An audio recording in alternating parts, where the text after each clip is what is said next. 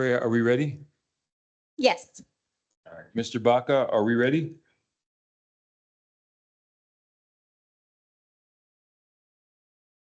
Yes, sir. Yes, sir. All right, thank you. Good morning. My name is Gregory Chikalian. I'm the hearing examiner.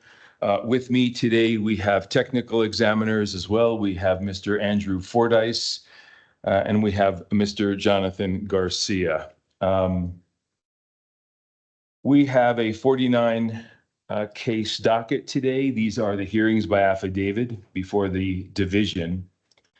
And we're going to begin with case number 1, which is 24872. It is joined with 24873. Let's see, this is Avant Operating, the applicant. Entries of appearance, please. Good morning, Mr. Examiner. Ben Holliday on behalf of Avant Operating LLC. Morning, Mr. Holliday. Good morning, Mr. Hearing Examiner. Paula Vance with the Santa Fe office of Holland and Hart on behalf of Apache, Mewburn, and Permian Resources. And are you just monitoring? Just monitoring for all three. Good morning, Mr. Examiner. Carrie Hatley, entering an appearance on behalf of ConocoPhillips. And are you just monitoring? Yes, sir. Thank you. Good morning, Mr. Examiner. Jordan Kessler on behalf of EOG, also just monitoring. All right, thank you, Miss. Appreciate it. Okay, Mr. Holliday. Thank you. Okay, so before we get started, I wanted to note that we filed amended exhibit packets this morning with a cover letter. After taking over operations from Avant, the Coterra team desired to modify the development plan, and in the exhibits filed last week, we inadvertently omitted a couple of wells that we needed to include for the full 1272 non-standard spacing unit. So those were filed this morning, and it will be available for reference for the hearing examiner. If it's okay, or I'd ask the division's preference, but we'd prefer to go through with the hearing today with notice being, to the division that we have filed the amended exhibit packets. So, Mr. Holliday, before I go to the parties to see if they've reviewed the amended exhibit packets, does this affect notice? It does not. It does not. And why doesn't it? The changes were to the initial wells dedicated to the unit. All Avant proposed a 12 or a 9 well initial packet for the Bone Spring and a 4 well packet for the Wolfcamp. Coterra wanted to trim that back and drill less wells. And so when we filed our exhibit packet last week, we inadvertently omitted certain wells from that exhibit packet that are to be included as initial wells. Well, let me look at the filings. Okay.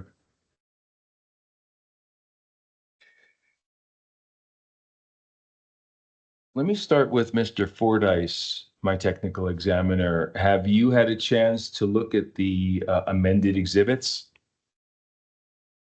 No, I have not, Mr. Hearing Examiner. Okay. So Freya, did you take out the original exhibit packet? I did not. I just noticed that the amended exhibits have come through, so I'm going to approve them now. So they'll be available in 1 second. I see. So they're not here. So these are the ones from 3-7. Okay. So Mr. Holliday, I appreciate your being candid with the forum. However, since we haven't had a chance to review them, I'd like to give the technical examiner some time to review them. So maybe what we can do is take these and put them toward the end of our docket so we can still hear them today, if that works for Mr. Fordyce. Can you, Mr. Holliday, would you, since we don't have them to look at, Freya, how long before they get into the imaging system? I have the first one in now. I'm doing the second one. All right. How many are there, Mr. Holliday? There are 2. 2. Okay. Yeah, I see 313 here. Okay. So maybe you can help the technical examiner, because he's already reviewed your your original exhibit packet. Can you tell him which exhibits have been modified? I know you said there's a cover letter. Can you just tell him what's changed? Sure. And so these are two overlapping spacing units, one for the Bone Spring, one for the Wolf Camp. In each case, we amended the exhibit A2, which is the self-affirmed statement for Mrs. St. Pierre, to make clear that to list the initial wells that Coterra desires to include in the pooling order, and to make clear that notice to all the offsetting operators was timely provided. On exhibit A5, we amended that to remove a couple parties that have signed JOAs or have been acquired by Avant. And we amended exhibit A8 to include a list of notice to these offset operators. We've also amended exhibit A3 to include the C102s for all wells that need to be included in the pooling order. So that's not part of your cover letter, A3? I just realized it's not. I was rushing to get these in this morning before the hearing. Okay, all right. Okay, so Mr. Fordyce, does that give you enough time to review A2, A5, A8, and A3? I would say you probably have about 2 hours to do that. Yes, Mr. Hearing Examiner, I believe I can review the new exhibit packet in a couple hours, yeah. Okay, perfect, thank you. Okay, and now I'm going to go to counsel for the other parties, Mr. Holliday, and see if there's any objection to moving forward. So since Ms. Vance is sitting in the room, and then I'll go to Ms. Hatley, and then we'll go to the online participants. Ms. Vance? Yeah, my only question, and I just want clarification, is that the wells that they are including in their revised hearing packet is what was in the original application. Because if they're adding wells that weren't a part of the original application, I think that would be an issue. If they're just dropping wells, I don't think that would be an issue, but I just want to make sure that we have clarification on exactly what wells are being added and if Mr. they Holliday? were part of the original application. Yes, so we are just dropping wells, and let me go to the original application, and I'll state those wells are being dropped for the record. Thank you. And which case are you dealing with first? So first up is 24872. That's the Wolf Camp case. Actually, all wells included in the application will remain the same. That was the decision. First, there was an attempt to trim those wells back. But we're going to include the 6, 7, 8, and 9H wells, all of which were included in the application and notice to the parties. So what's the change then? Why are you amending 24872, the hearing packet? Sure. We're amending 24872 because as submitted last week, we only included the 6 and the 7H. In other words, so your original application had more wells than the original exhibit packet submitted last week, and now your amended exhibit packet reflects your original application? Correct. So the original application included the 6, 7, 8, and 9. Okay. The exhibit packet as submitted last week included only the 6 and the 7. Okay. The amended exhibit packet today has the full suite of 6 through 9. Okay. Ms. Vance, does that answer your issue with that case? Yes, Okay. thank you. Mr. Holliday, the other case? Okay, so I'm going to pull that up right now. 1 second.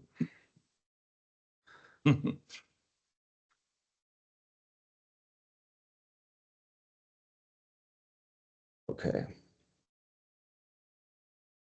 So for case 24873, which is the Bone Spring case, the initial application listed a 603 and a 604H well. Those are being dropped. All remaining wells in the application should be included in the order. So we're just dropping the 603 and the 604. All right, thank you. Ms. Vance? That's it. Thank you. So no objection? No objection. Okay, now let's go to Ms. Hatley. No objection. No objection. Okay. And then online, we had counsel for, I think it's two other parties.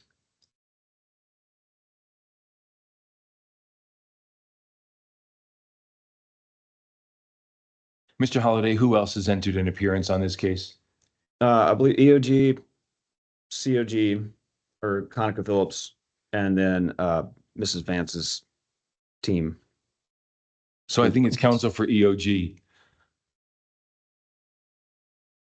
who entered an appearance this morning and then I guess left. Okay. Okay, Mr. Holliday, we're going to take this up later today, Yes, sir. these two cases. So we'll be in recess on these two cases for now. And Mr. Fordyce, if you do somehow finish your review earlier than later, may just raise your hand or let Ms. Chance know, and she'll let me know to recall those sooner than later. Yes, Mr. Examiner, I'll do that. Thank you. All right, so let's go to our next one on the docket. So this is line 3 on our docket. It is Oxy USA 25054, an enhanced oil recovery project. Entries of appearance, please. Good morning, Mr. Hearing Officer Adam Rankin with the Santa Fe Office of Holland and Hart, appearing on behalf of the applicant in this case. Mr. Rankin, good morning. I don't think there's any other parties, are there? I don't believe so. Okay, I didn't think so. And you're just here to cure notice, aren't you? Correct, Mr. Examiner. We're here to perfect notice by publication. And did you submit something? We did, Mr. Examiner.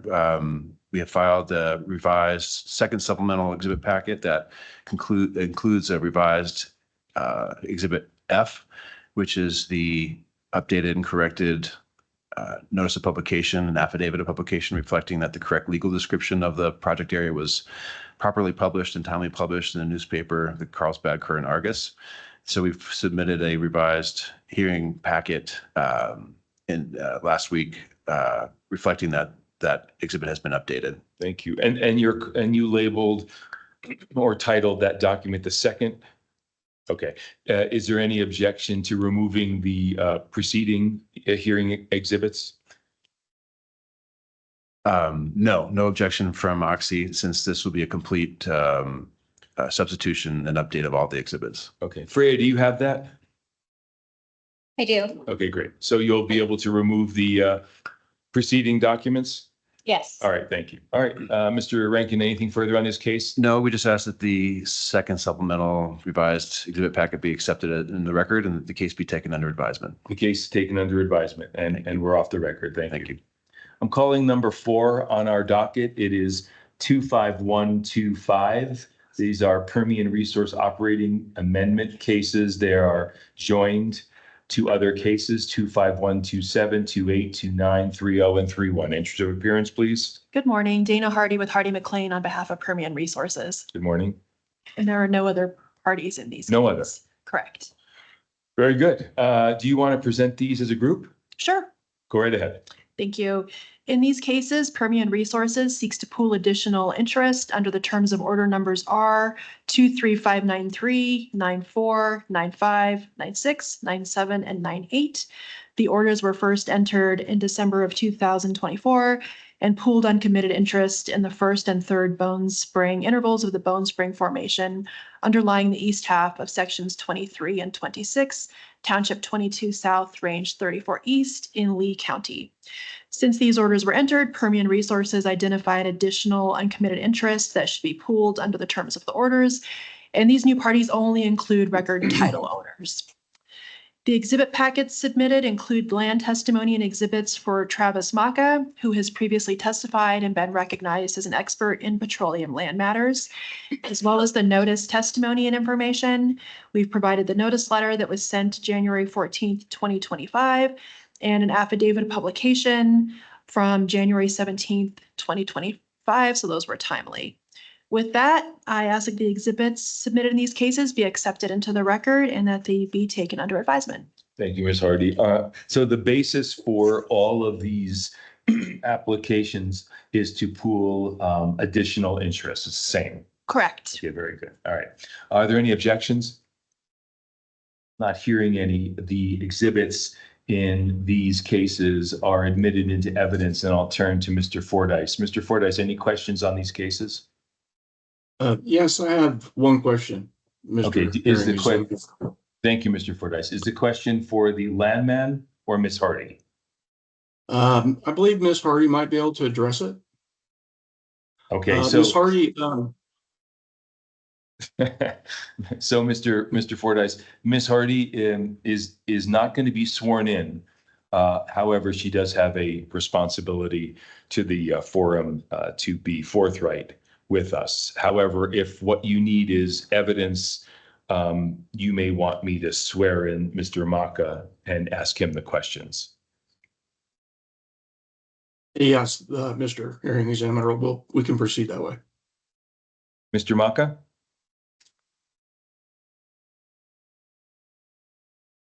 I'm here. I'm going to get you sworn in once your camera's turned on and we get you centered on our screen. There you are. Mr. Maka, I see your right hand is raised. Do you swear or affirm under penalty of perjury that the testimony you're about to give is the truth, the whole truth, nothing but truth? Yes, sir. Thank you. Would you state and spell your name for the record? Travis Maka, Travis Macha. And you've been recognized by this division as an expert in landman petroleum matters? Yes, sir. Very good. Mr. Fordyce? Good morning, Mr. Maka. I'm looking at page 16 of a 34-page exhibit. I believe this is exhibit A3. It shows additional pooling for Hunt, Samson, and Alpha. Is that correct? Yes, sir. Now I'd like to look at page 26, which is the notice letter chart. And it shows that notice was sent to those three parties and an additional two parties. And I'm wondering if it could be give us some idea why those two parties received notice. Yeah, so we were going to seek to pool both of those two individuals. They had not signed the comm agreement to date, but we did receive their signatures, so we dropped them from seeking the pool. Very good. received No notice. further questions. Okay, thank you, Mr. Fordyce. Do you have any other questions for anyone else, Mr. Fordyce? No further questions, Mr. Hearing All right, Examiner. thank you. So, Ms. Hardy, based on the evidence that Mr. Maka just gave the division, are you going to amend your exhibits to reflect that? I wouldn't think an amendment would be necessary Okay. because we did give those parties notice. But we're not, this happens frequently where we send notice and then we include everyone who received notice in the record. But then our exhibit A3 identifies who we are actually pooling. I see. So you're saying that your exhibit A3 is the exhibit that the division would rely on and not the, okay, very good. Correct. So, Mr. Fordyce, based on, and it's the same for all of these cases, Miss? Yes, that's correct. All right, thank you, Ms. Hardy. So, Mr. Fordyce, if you can make a note in the system to disregard that page 26 that had additional parties and only deal with exhibit A3 because that's the accurate exhibit. Yes, Mr. Hearing Examiner, I'll do that. All right. Well, Ms. Hardy, thank you. So we will take these cases under advisement. Thank you. All right, we're off the record. All right, let's go back to our docket.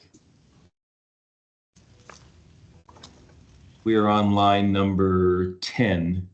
These are Devon Energy Production Amendment cases, 25132, 33, 34, and 35. Answer of appearance, please.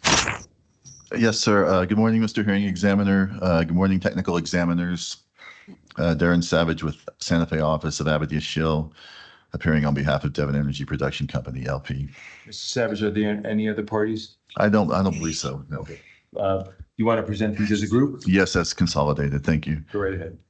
In these four consolidated cases, 25132, 25133, 25134, and 25135, Devon seeks to amend orders R23072, 23073, R 23074, and R 23075 in order to request a 1-year extension of the well commencement deadline for the pooled units in each case. Orders R 23072 and R 23074 pooled the Bone Spring Formation underlying the north half and south half of sections 23 and 24, Township 20 South, Range 29 East, Eddy County, New Mexico. And the other two orders are 23073 and 23075 pooled the Wolf Camp underlying the north half of sections 23 and 24, and the south half of sections 23 and 24, and the east half, southeast quarter of section 22 in the same township and range, Eddy County. The pooling orders, copies of which are provided in the reference section of the hearing packet, allow for a time extension upon a showing of good cause. In Exhibit A of each case of each hearing packet, Mr. Andy Bennett is Devon's expert witness. He has previously testified before the division, and his credentials as an expert witness in petroleum land matters have been accepted as a matter of record. Mr. Bennett states that Devon is in good standing under the statewide rules and the existing pooling orders and has been pursuing development of the unit since issuance of the orders. However, Devon has encountered difficulties with scheduling a drilling rig. As a result, Devon respectfully requests the opportunity to move forward without interruption under a 1-year time extension, extending the drilling commencement date to February 28th, 2026. Exhibit B in each hearing packet shows that notice by letter for this hearing was timely sent, having been mailed on January 23rd, 2025. Furthermore, newspaper publication in the Carlsbad Current Argus was timely published on January 25th, 2025 to account for any unlocatable parties or any contingencies regarding notice. Mr. Hearing Examiner, at this time, I request that Exhibits A and B and all sub-exhibits for the four cases be admitted into the record and that the cases be taken under advisement. Mr. Bennett and counsel are available for questions. Thank you, Mr. Savage. Any objections? No objections have been noted. So moved for the exhibits. Mr. Savage, let's go to Mr. Fordyce first. Mr. Fordyce, any questions in these cases? Yes, I have a question for the landman. Okay. Mr. Bennett?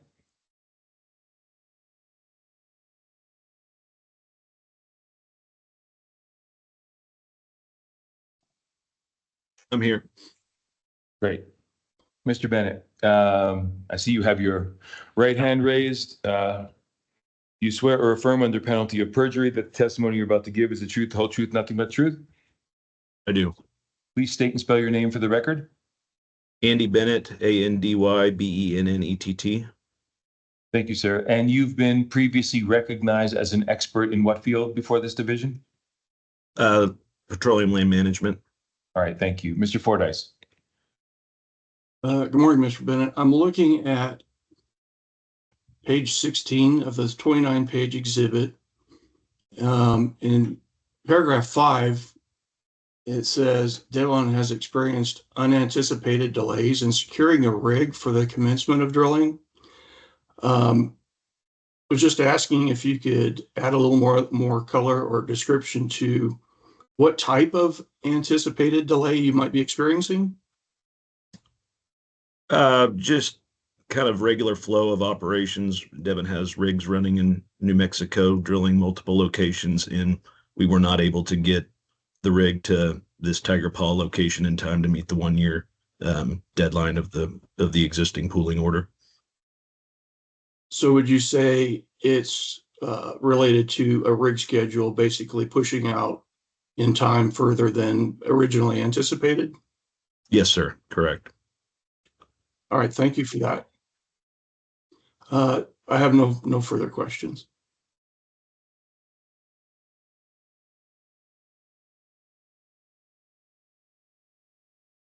Thank you. So, Mr. Bennett, Mr. Fordyce asked you the question that I was going to ask you, but I'm not sure I understand the answer. Of course, Mr. Fordyce has a lot more experience in the oil patch than I do. So, would you elaborate a little more on why you couldn't start these or at least get these wells going in the 1-year time period?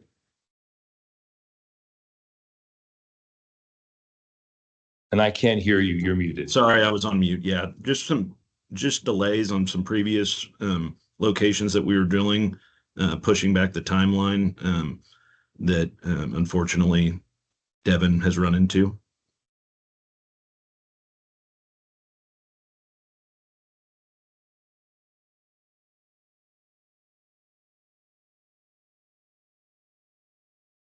And why was that outside your control? Drilling sometimes doesn't always go smoothly on, other locations and can take longer than anticipated. And then that delays moving the rig from a different location onto this location. And, changes to drilling schedule, timeline, stuff like that. It's really not a landman delay function. It's more of the drilling, timing, and unanticipated things that can happen during drilling operations. Okay. And Mr. Fordyce, you don't have any follow-up questions to that? No, Mr. Hearing Examiner, I have no further All right. questions. Perfect. Thank you. Okay. Thank you, Mr. Bennett. Thank you. Mr. Savage will take these cases under advisement. Thank you. Thank you.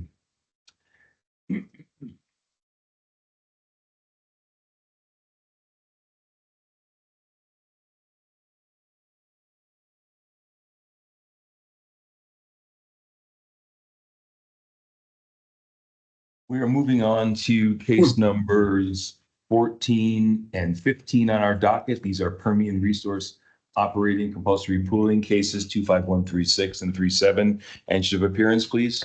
Good morning, Mr. Hearing Examiner Paula Vance with the Santa Fe office of Holland and Hart on behalf of the applicant Permian Resources Operating LLC. Are there any other parties that you know? Not that I know of. Please proceed. Thank you, Mr. Hearing Examiner. So I'm going to present these as consolidated cases, and the acreage involved with these cases are irregular sections 1 and 2 in Township 22 South, Range 26 East, and that's in Eddy County, New Mexico. And for both cases, these are Bone Spring, and they involve the Esperanza Bone Spring pool, and the pool code is 97755.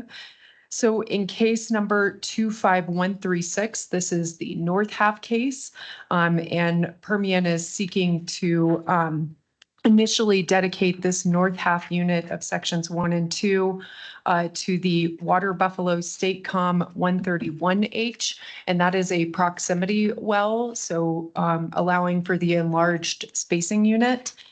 And then in case number 25137, this is the south half case involving sections 1 and 2, and Permian is seeking to dedicate dedicate this spacing unit to the Water Buffalo State Com 133H. Again, this involves a proximity well, allowing for the enlarged spacing unit. So in these cases, we have included, or in our hearing packets, we have included a copy of the applications. We've provided the compulsory pooling checklist, as well as the self-affirmed statements of landman Colin Christian and geologist Tyler Chesworth, both of whom have previously testified before the division, and their credentials have been accepted as a matter of record. We have Mr. Christian's statement, which is Exhibit C, along with all of the required sub-exhibits for land. And then we have Mr. Chesworth's statement, which is Exhibit D, along with all of the required geology sub-exhibits. That's followed by Exhibit E, which is my self-affirmed statement of notice with a sample letter that was timely mailed on January 24th, 2025. And then lastly is Exhibit D, the affidavit of notice of publication, which was timely published on January 30th, 2025. And unless there are any questions, I would ask that the exhibits and sub-exhibits be admitted into the record and that these two cases be taken under advisement by the division. And Ms. Vance, I might have missed it. When did you say that the letters were sent out in this case?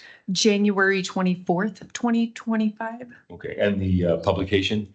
January 30th, 2025.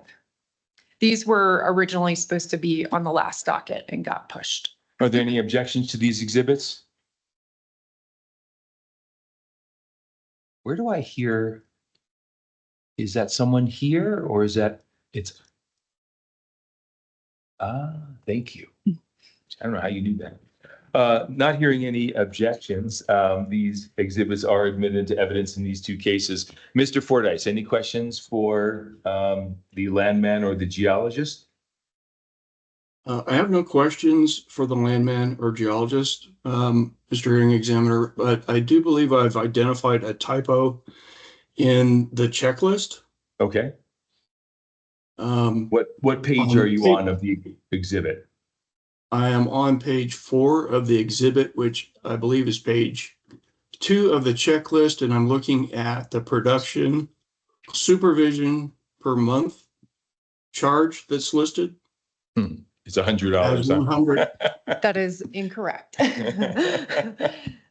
Good catch, Mr. Fordyce. Ms. Vance, what should it be? It should be $1,000. 1,000. And I'm just, okay, so it's the same for both. I can get those fixed. Okay, very good. Thank you, Mr. Fordyce. Anything else that you spotted, or can we take these under advisement once we get an amended exhibit list? We can take them under advisement. Okay, very good. Ms. Vance, how long? A day? This afternoon. This afternoon. Okay, sounds good. So we will leave the record open for the rest of the day so you can file amended exhibit packets in both cases, correcting this production supervision monthly cost to $1,000. And then we'll take the cases under advisement. Perfect. All right, thank you, Ms. Vance. Okay. Moving on to COG operating cases 25138 and 39, compulsory pooling cases. And your appearance, please. Good morning, Mr. Examiner. Carrie Hatley, appearing for COG Operating LLC. Good morning, Ms. Hatley. Are there any other parties that you know of? Not that I'm aware All of. right, very good. Do you want to present them together? Yes, please. Go right ahead.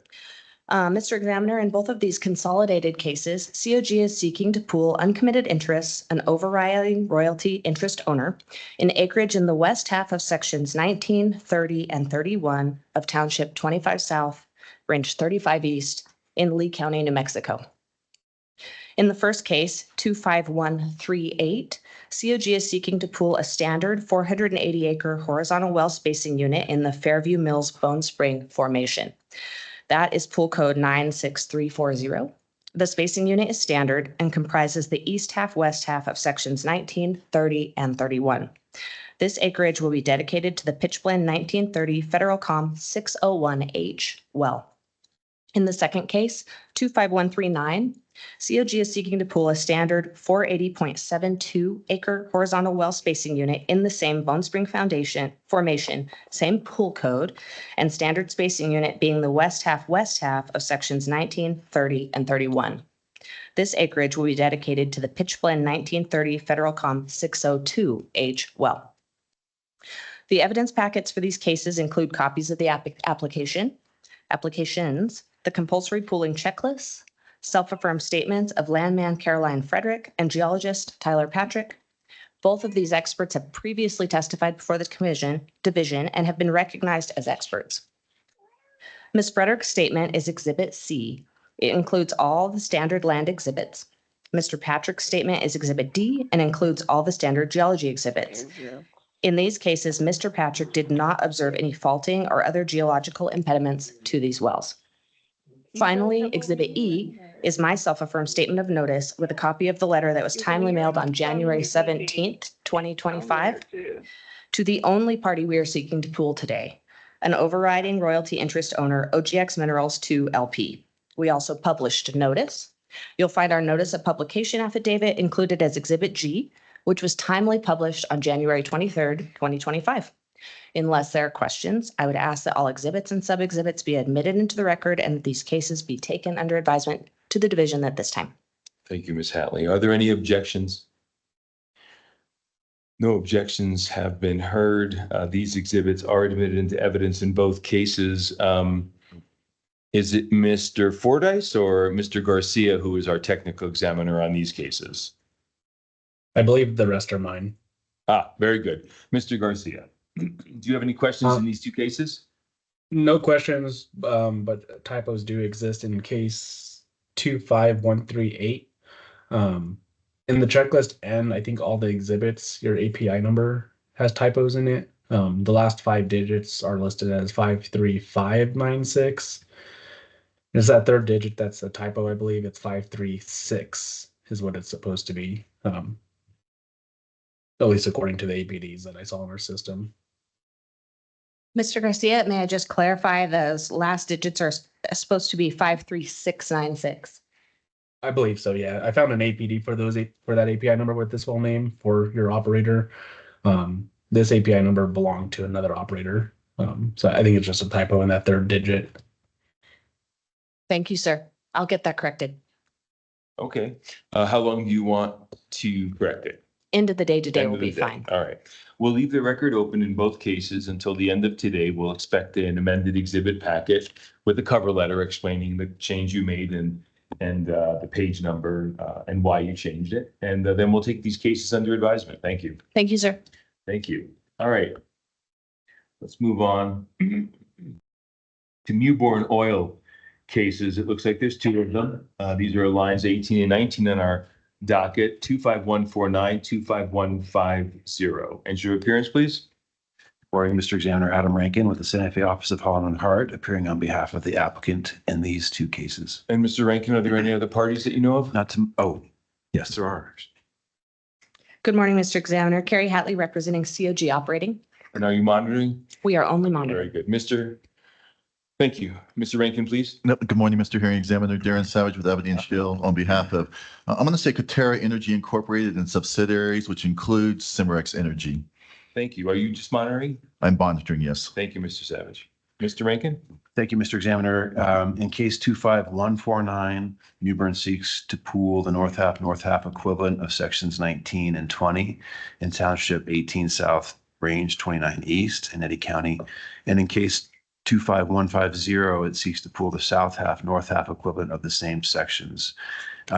In these cases, Mewbourne is seeking to pool approximately two 312-acre spacing units in the Bone Spring Formation and to designate Mewbourne as the operator of both spacing units. We filed last week an exhibit packet consisting of Exhibit A, which is the compulsory pooling checklist as required for each case. Exhibit B are the applications that were filed seeking the compulsory pooling. Exhibit C is a landman statement of Mr. Brock Dixon. He's previously testified before the division and has been accepted as an expert in petroleum land matters.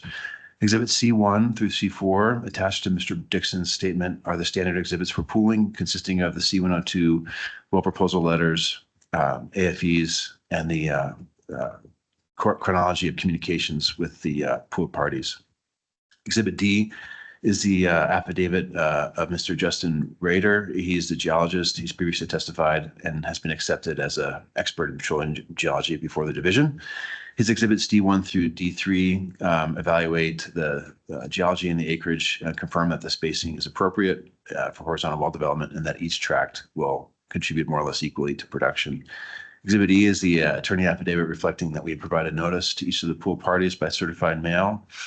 And then Exhibit F is the affidavit of publication confirming that we have provided also constructive notice through publication to each of the pool parties timely in a newspaper of general circulation within the county.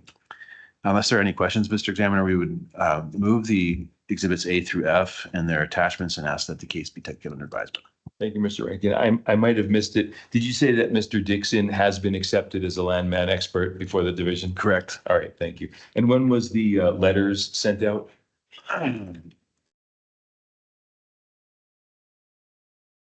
For notice? Yes, please.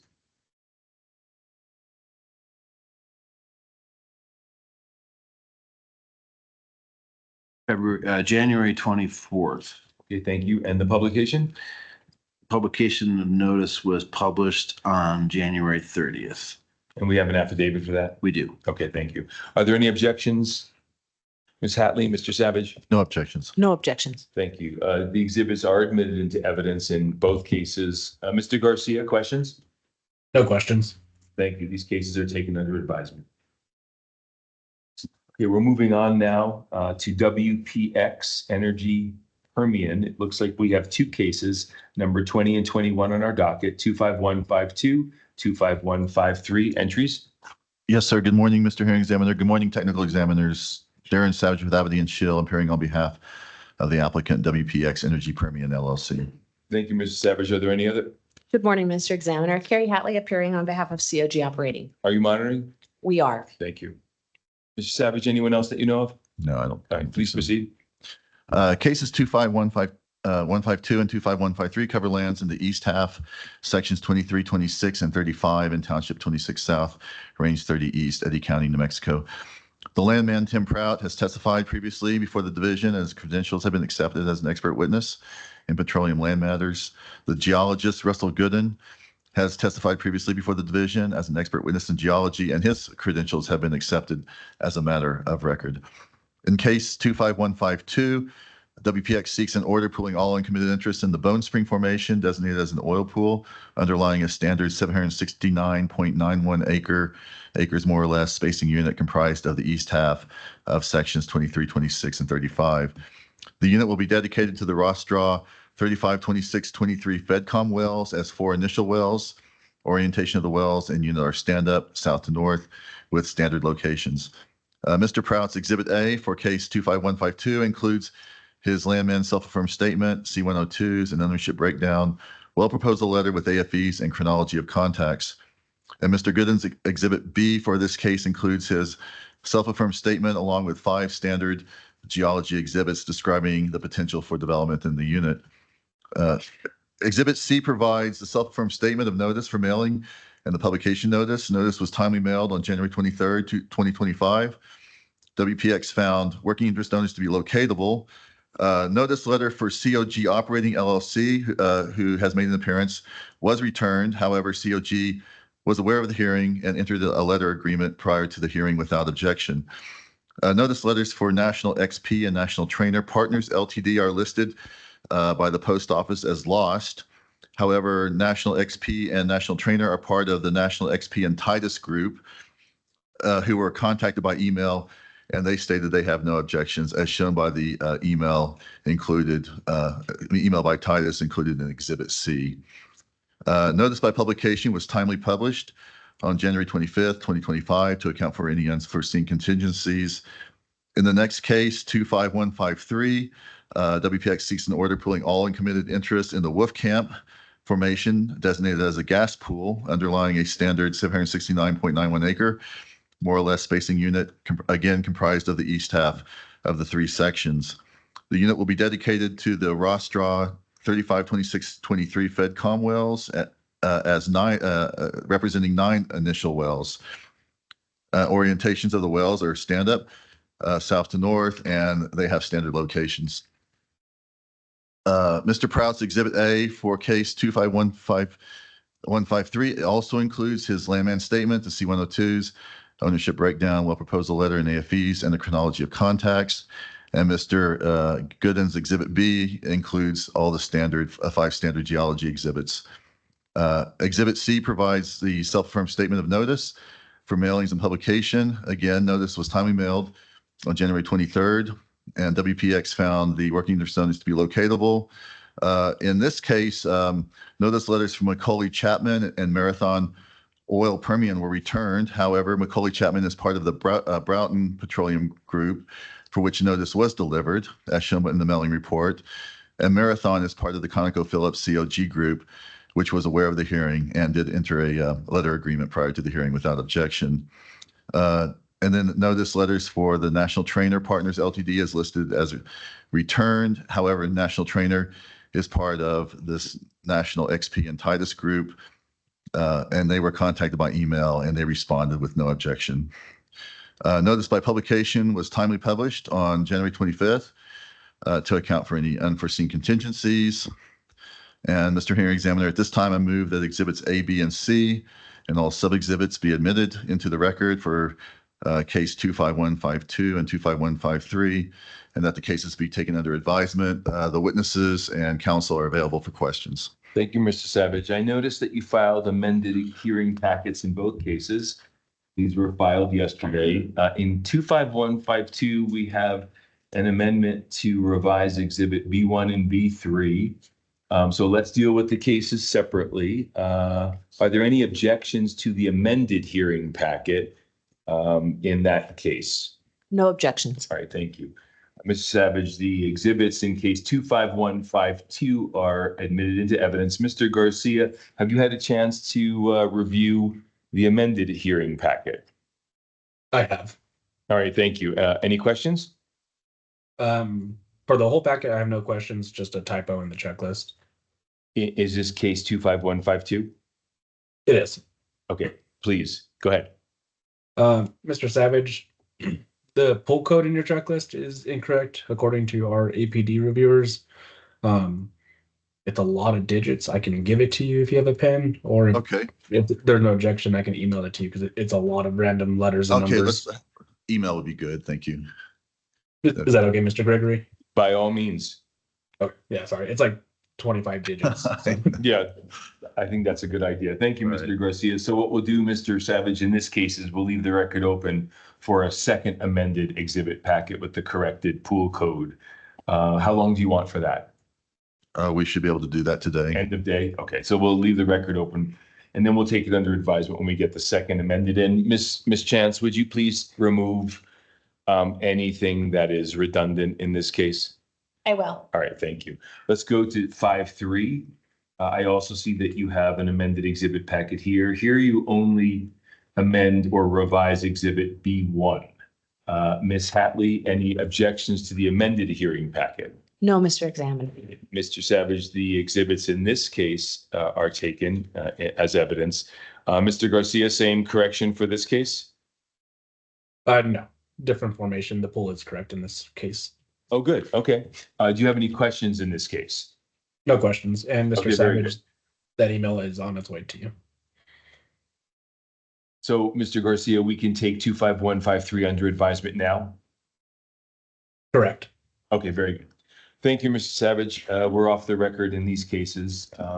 Thank you. Thank you. Okay, let's move on.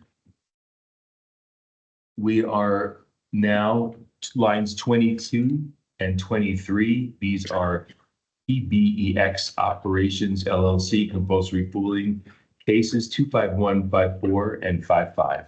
And chief appearance, please. Mr. Examiner Dana Hardy with Hardy McLean on behalf of PBEX Operations LLC. And there are no other parties in these cases. Okay, thank you. Go right ahead. Thank you. In these cases, PBEX applies for an order pooling uncommitted interest in the first, second, and third Bone Spring intervals of the Bone Spring Formation, underlying two 960-acre, more or less standard horizontal spacing units comprised of the west half of sections 15, 22, and 27, Township 19 South, Range 33 East in Lee County. The units will be dedicated to the Moonraker 15-27 FedCom 201H, 205H, 101H, and 102H wells. Both spacing units are proximity tract units and involve overlapping spacing units. Due to a depth severance within the unit, case number 25154 seeks to pool uncommitted interest in the second and third Bone Spring, and case number 25155 seeks to pool uncommitted interest in the first Bone Spring. The exhibit packets submitted for the cases include the land testimony and exhibits of Ruth Pelzel, and geology testimony and exhibits of Matthew Party, both of whom have been previously recognized as experts in their field before the division. The packet also contains the notice testimony and exhibits, including the notice letter that was sent on January 22nd of 2025 and an affidavit of publication dated January 29th, 2025. So those are timely. With that, I ask that the exhibits submitted for these cases be taken under advisement. Be admitted into the record and that the cases be taken under advisement. Thank you. Thank you, Ms. Hardy. Any objections? Not hearing any of these exhibits are admitted into evidence. Mr. Garcia, questions on 25154 or 55? No questions. Okay, Ms. Hardy, your cases are taken under advisement. Thank you. Moving on to Permian Resources LLC cases. It looks like we have three of them that are consolidated: 25156, 58, and 59. These are lines 24 through 26 on our docket. Good Entries? morning. Good morning, Jackie McLean with Hardy McLean on behalf of Permian Resources. Good morning. Are there any other parties that you know of? There is XTO has entered an appearance in this case. Good morning, Mr. Hearing Examiner Paula Vance with the Santa Fe office of Holland and Hart on behalf of XTO. Thank you. Are you just monitoring? Just monitoring, and I have looked at the hearing packets and confirmed that XTO is not being pulled, so. Thank you.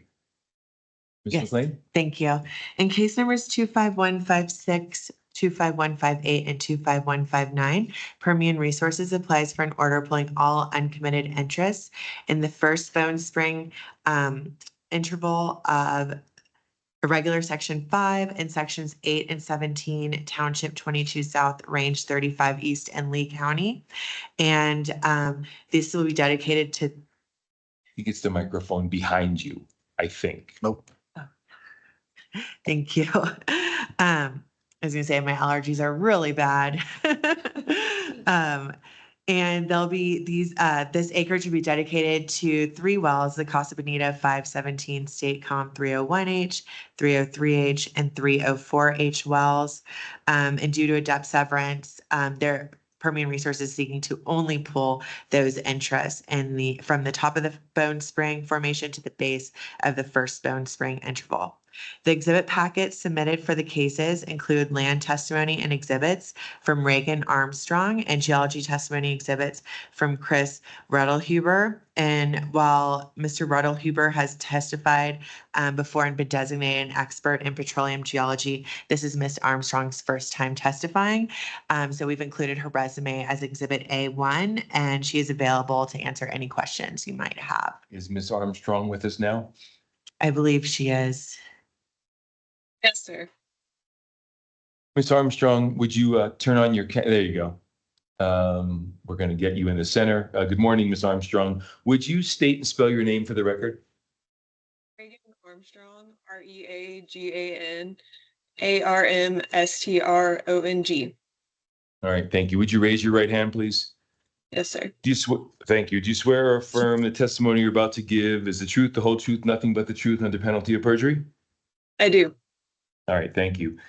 Let's go over, first of all, what field of expertise are you seeking to be admitted as an expert before this division? Petroleum land management. Land management, okay. And what education do you have that goes toward that expertise? I have a 4-year bachelor degree from Texas Tech University with a focus in energy commerce. Okay, and when did you achieve that degree? I graduated in May of 2023. Ah, okay. And did you do an internship or an externship while you were in school? Yes, sir. I did an internship between my junior and senior year at a brokerage firm running title. And then after graduating, I started work at Endeavor Energy Resources, and I was there for about 1.5 years. And now I'm at Permian Resources.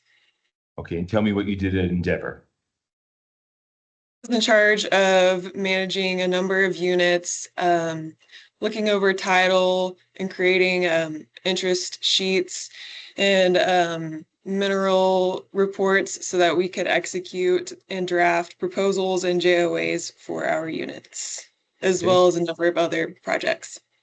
And now you're at Permian. What do you do at Permian? Been managing units and sending out proposals, JOAs, negotiating with other working interest parties, and reviewing JIB summaries and approving plats, among other things. Okay, what's your title at Permian? I am a contract landman. Contract landman. What does that mean Yes, when you sir. say contract landman? So basically, I set my own hours, and the company hires me out to do specific projects for them. I see. Okay. All right. So Ms. Armstrong, from here on in, you are an expert in that field of petroleum land management before this division. All right, Ms. McLean, did you want to continue? Yes, thank you very much. Thank you, Ms. Armstrong. Thank you. In the exhibit packets that were submitted last week, we also include the notice testimony and exhibits, which include the notice letter that was sent out on January 16th, 2025, and an affidavit of publication for January 22nd, 2025. And with that, I ask that the exhibits be admitted into the record and that case numbers 251, 56, 58, and 59 be taken under advisement. Thank you, Ms. McLean. Any objections? No. Thank you. Your exhibits are admitted into evidence. Thank you. Mr. Garcia, questions in these two cases? Questions for the landman. Ms. Armstrong, would you come back with your camera on? Yes, sir. Thank you. I remind you, you're still under oath. Mr. Garcia? I was wondering if you could just provide a little bit more insight on the depth severance and why it exists and how you located that it was recorded. So the depth severance, basically we get title from title attorneys and they review all of the ownership for the sections. And that's what we base our interest from. And so we initially drilled previous wells, I believe in the second Bone Spring, and that was pooled separately. So in order to pool for these wells, we only did the first Bone Spring. Okay, so you guys have pulled beneath the depth severance as well. Yes, sir. Okay, no more questions, Mr. Examiner. Thank you. Can we take these cases under advisement? We can. Thank you. Thank you. Move on to the next set of cases. This would be Spur Energy Partner. It is one case at line 27. It's 25163 and should appearance. Mr. Examiner, Dana Hardy with Hardy McLean on behalf of Spur Energy Partners, LLC. And there are no other parties in this case. Thank you. In this case, Spur seeks an order pooling uncommitted interest from the top of the Yeso Formation to 5,000 measured depth underlying a 157.38 acre, more or less, standard horizontal spacing unit comprised of the north half of irregular Section 7, Township 17 South, Range 30 East in Eddy County. The unit will be dedicated to the Merrick 7 Federal Com 20H well. And in this case, Spur is only seeking to pool overriding royalty interests. The exhibit packet submitted for the case includes the land testimony and exhibits of Rhett Dalton and geology testimony and exhibits of Matthew Van Wee, both of whom have previously testified and been recognized as experts in their respective fields by the division. We've also provided the notice testimony and exhibits, which includes the notice letter sent on January 23rd, 2025, and an affidavit of publication from January 30th of 2025. With that, I requested the exhibits be admitted and that the case be taken under advisement. Thank you. I'm going to say that it's Your microphone is off, Mr. Hearing Officer. Thank you, Mr. Baca. I was just commending Ms. Hardy for putting the date of the notice letter and date of the publication in the table of contents. It makes it easy to verify that it's timely. Thank you. All right. Any objections? Not hearing any. Your exhibits in this case are admitted into evidence. I turn to Mr. Garcia. No questions. Thank you. Your case is taken under advisement. Thank you. We move on to COG operating. This is case 25164. Good morning, Mr. Hearing Examiner. Paula Vance with the Santa Fe office of Holland and Hart on behalf of the applicant, COG Operating LLC. Thank you, Ms. Vance. And Caitlin Luck on behalf of WR Non-Op LLC and Chief O&G Capital LLC. Okay, thank you, Ms. Luck. Are you just monitoring? Yes, thank you. Very good. Ms. Vance? Thank you, Mr. Hearing Examiner. For this case, I want to give a little bit of background because I think it'll help provide some context where we are. So there's actually an existing order for this acreage that COG previously pooled. And I'll go ahead and give the case numbers and the order. So the original case was case 23650, and that order number is RTAC 22859. That was issued September 10th, 2023. There was subsequently a recent extension order, and that was in case 24745, and that extension order is RTAC 22859 TAC A. That was issued October 23rd, 2024. And so, there is an existing order. However, why we're here is COG has changed their plans slightly. Instead of doing stand-up wells, their development is now U-turn wells. And so what we are asking for, we want to go through and do the pooling. And then once an order is issued, we would just ask that previously existing order is extinguished and is replaced by the order that would be issued in this case, case number 25164. Before you continue, Ms. Vance, let's go to Mr. Garcia. Mr. Garcia, did you were you aware of those previous orders and cases? I was not. Okay. Does that change anything for you? It does not, as long as notice Okay, was very proper. good. As long as what now? Notice was proper. Okay. Yes. Okay. Yes. Ms. Vance, continue. Thank you very much. Okay, so I will go ahead and proceed with presenting the case.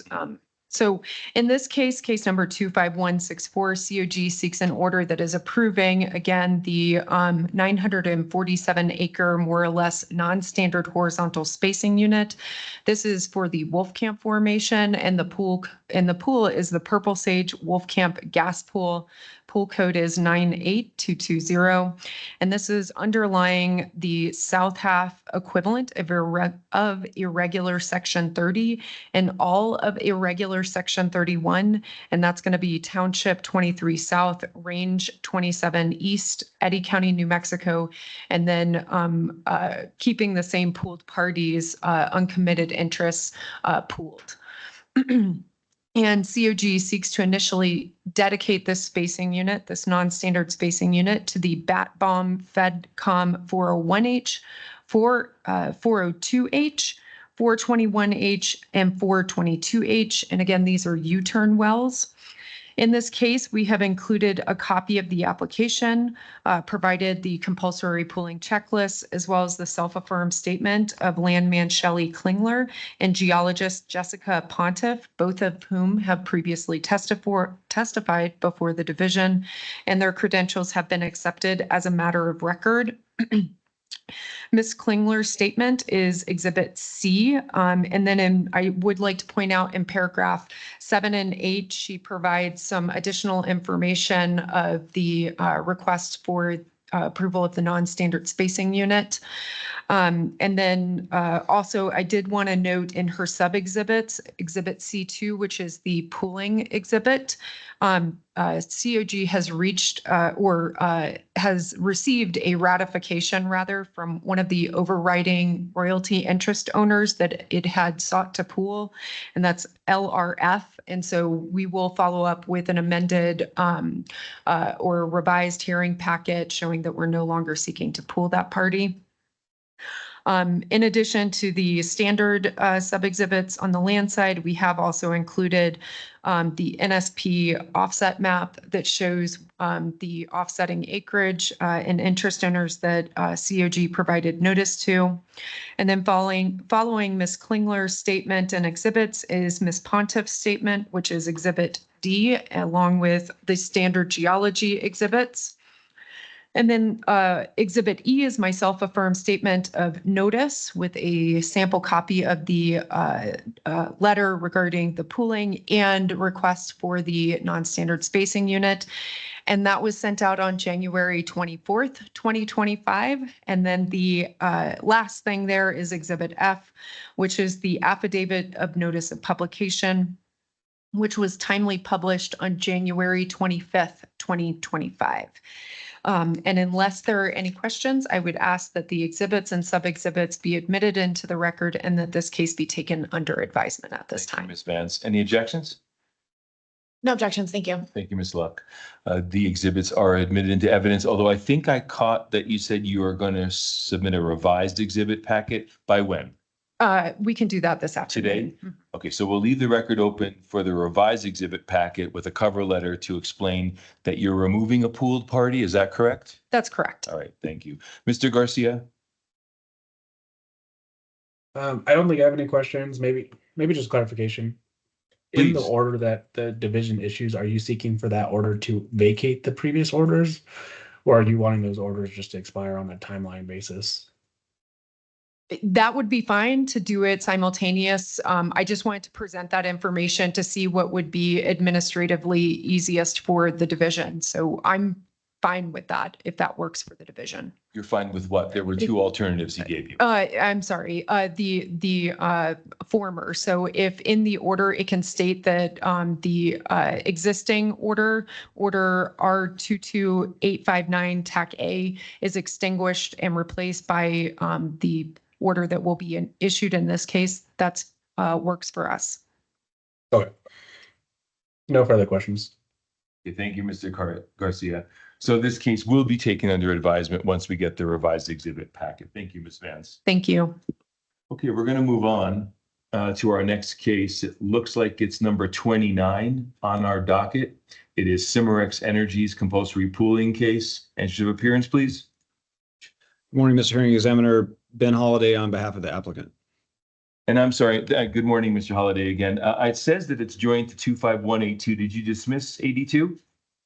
25182 was objected to by MRC, and I believe it's been set for the March 27th docket. Okay, perfect. March 27th for a status conference. Yes, sir. Okay, very good. Are there any other entries of appearance in 81? Any that you know of, Mr. Holliday?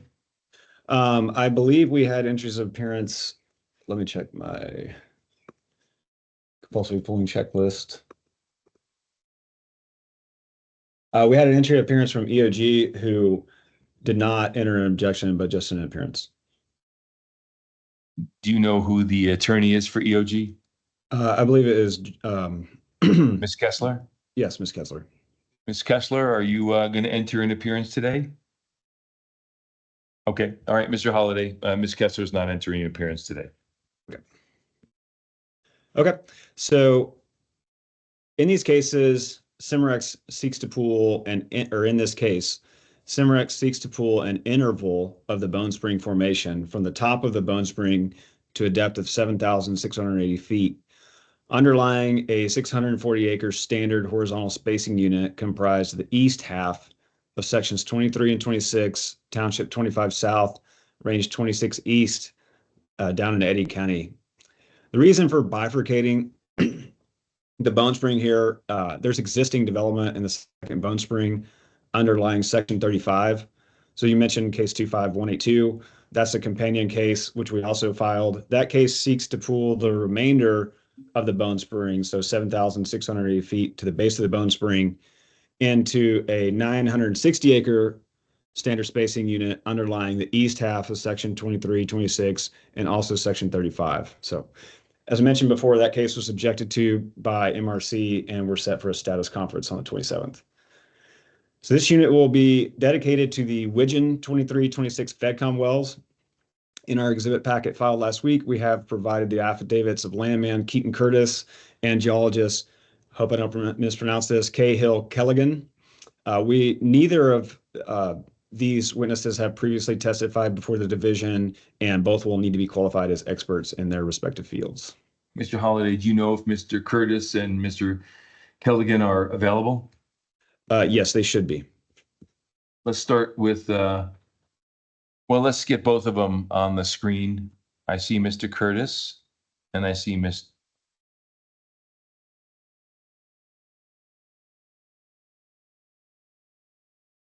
Now I see Mr. Kelligan.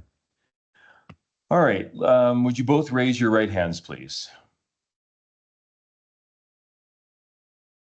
Okay, do you swear or affirm under penalty of perjury that the testimony you're about to give is the truth, the whole truth, nothing but the truth? I do. Okay, I see both people have affirmed. Let's start with Mr. Thank you. Let's start with Mr. I think it's Kelligan. Would you state and spell your name for the record? Yeah, my name is Cahill Kelligan, spelled Cahill. Last name is Kelleghan. What field of expertise do you seek to be qualified before this division today? I seek to be qualified in the field of geology. Geology, okay. Tell me about your, first, your education. My first formal education was 4-year undergrad Bachelor of Science degree in geology, where I studied at Colorado State University. And I also did a 2-year program, master's program, also in geology at the Colorado School of Mines. And what year did you graduate? I graduated from my undergraduate in 2017, and I finished my master's degree in 2021. Okay, and then what experience do you have that goes toward petroleum geology? I've done at least 5 years now working both for an operator currently with Coterra Energy as a petroleum geologist, as well as working in a small consulting firm called Platte River Associates, characterizing petroleum geology with Are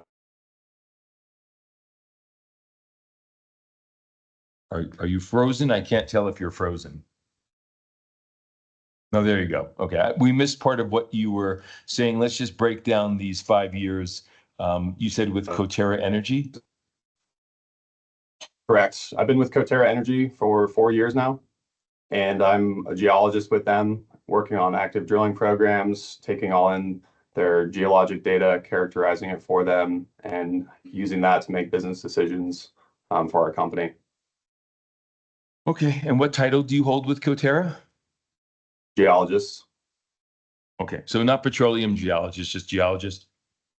Yeah, petroleum geologist is what it is, but yeah, we call it a geologist, I suppose. Okay, just trying to be accurate. Okay, so Mr. Kelligan, from here on in, you're qualified as an expert in geology, petroleum geology, with this division. Let's turn now to Mr. Curtis. Mr. Curtis, you heard the questions I asked Mr. Kelligan. Would you just give me the same information? Yes, sir. And just a heads up, I just got a poor network quality notification on my team. So if I space out, that's why. I have a 4-year degree from Texas Tech University in energy commerce. I graduated in 2023. While in school, I did an internship with Marathon Oil out of their Houston office, working their Eagle Ford asset. I was a surface landman for them, so I worked on pipeline right away and just cleaning up their surface agreements. I stayed on throughout my senior year as a contract landman for them, where I continued my work from the summer before accepting a position here at Coterra as a subsurface landman, working minerals. Since then, I've been here from graduation, so May of 2023 to present, so nearing 2 years now. And I started as a production landman, working on land-related duties as they relate to wells after they come online. So plug and abandonments, leaseholder reviews, AFEs, etc. And currently, as an exploration landman for Coterra, I am in charge of a region. So I cover South and Southwest Eddy County. So I've got just a conglomerate of our acreage that I oversee and manage the land-related functions for. Thank you, Mr. Curtis. That was very complete, and I appreciate it. So you are qualified as an expert in petroleum land matters before this division from here on in. Mr. Holliday? Okay. So in the exhibits filed last week, Mr. Curtis provides the standard land exhibits that we've shown in our table of contents. That's A1 through A7. One quick change, we found out this morning that Coterra has come to an agreement with Crown Rock. Crown Rock's currently listed as a party to be pooled. So we're going to need to file an amended exhibit packet with a cover letter to remove them from the list of parties to be pooled in this case. Thank you, Mr. Holliday. Yep. Mr. Kelligan, moving to Exhibit B, Mr. Kelligan again provides a standard geology exhibit, exhibits B1 through B5. Exhibit C are my exhibits. That includes the notice affidavit and the associated attachments. Notice in this case was timely sent on February 18, 2025 by certified mail. And we also timely published by publication in Eddy County on February 22nd, 2025. So with that, unless there are any questions, I request that the exhibits be admitted and these cases be taken under advisement. Thank you, Mr. Holliday. Any objections? Not hearing any. Your exhibits are admitted into evidence in your cases, and we'll turn to Mr. Garcia. Mr. Garcia, any questions for Mr. Curtis or Mr. Kelligan? Yes, but first I would like to talk to Mr. Holliday about just some typos on the checklist. Please. Mr. Holliday, your pool is also incorrect. Yours is much easier to say, so I can give it to you verbally if you have a pen. Yes. For case 25181, the pool should be Cottonwood Draw Bone Springs. And that has a pool code of 97494. Can you repeat the name of that pool? Yeah, sorry. I have allergies like Mrs. McLean does. Cottonwood Draw Bone Springs. Okay. Bone Springs. Thank you. And then also in your checklist, I noticed there's a lot of like missing exhibits. For example, justification for supervision cost is just blank next to it. And that has a few other things that are blank next to it, such as like list of interest owners, contact with interest owners. There's kind of just a bunch of missing exhibits in your checklist. Can we get those all updated with the correct exhibit numbers in them? You bet. We'll get that taken care of when we file our admitted exhibit packet today. Okay. And there's others. I don't want to list them all because there's a few, but if we could get that corrected. I understand. And then, Mr. Examiner, can I use the witnesses as a panel? Because I'm not sure who is best to answer my question, I guess. By all means. Mr. Holliday, any objection in the witnesses answering questions as a panel? No, sir. So, Mr. Kelligan and Mr. Curtis, just announce your name when you decide if you're going to be the one to answer the question. Okay, Mr. Garcia, thank you. Okay. I was looking at PDF page 55 of 72, which shows case 25181 and its sibling case 182, which Mr. Holliday said was objected to. I guess my question on that is, what is the outcome of case 181 if 182 stays objected to and that lands in a contested hearing? Is 181 going to proceed going forward on a drilling schedule, or is it paused? I can take this one, Gail. They will be drilled at the same time. So the holdup at 182 will also hold up 181 in terms of development. And that's Mr. Curtis who answered that. That is Mr. Curtis. That's correct. Yes, sir. Okay. And then the depth of, there's no depth severance here. You're only asking to separate these cases because of the existing production in the area. Mr. Curtis answering here. We're referring to myself as third person, Keaton Curtis. But yes, so the reason that we did the depth severance there is because in section 35, under case 25182, there are existing second bone spring wells. And under case 25181, we are drilling second bone spring. So we separated the two because one would be 2 and one would be 3 miles. So just for the sake of cleanliness and not pulling the same zone twice in two different cases, we just went ahead with the depth severance. Okay, but no official depth severance exists with like the county clerk or anything That's like correct. that? That's correct. Mr. Curtis, is there any issues on the landman side? I'm not a landman. Is there any issues with the case, an order being issued when a depth severance doesn't exist, segregating the formation? Typically, the division has always issued a case segregating only when depth severance exists. So I guess I'm just kind of curious, is there any repercussions of doing this? No, to the contrary. So the repercussions exist if we were to keep them together as one. So with those existing bone spring wells, you've got the possibility that if you were to put all of them into the same unit, then you'd be allowing those owners in section 35 to double dip whenever they've already received the benefit of production from second bone spring. So this is just in an effort to make sure that on the land side, things are clean and that we aren't overcounting owners that don't need to be credited with ownership in the development. You're muted. Mr. Garcia, you're muted. Sorry, I was still thinking. Okay. Is there any desire of Coterra to continue these cases until an outcome of 182 exists, or are you still seeking these to be taken under advisement? And if those cases get delayed, are you seeking just extension of times, or I guess kind of what's Coterra's thought process on this? It is an outcome with EOG. I think EOG was the objecting case. Is there an outcome on the horizon with them? So the objector here is, again, Mr. Curtis answering here. The outcome here, or the ideal outcome here, is that we're able to get 182 settled quickly. However, MRC, who is the objecting party to 182, has not expressed their reason for objections. We've tried several times now to get a hold of them and to figure out just if there is a remedy available and a short-term remedy available. So now we are just working to get it resolved as quickly as possible, whether that be, outside of the OCD and something that we can settle between offices, or inside of the OCD and something that we can just steamroll through the process as quickly as we can.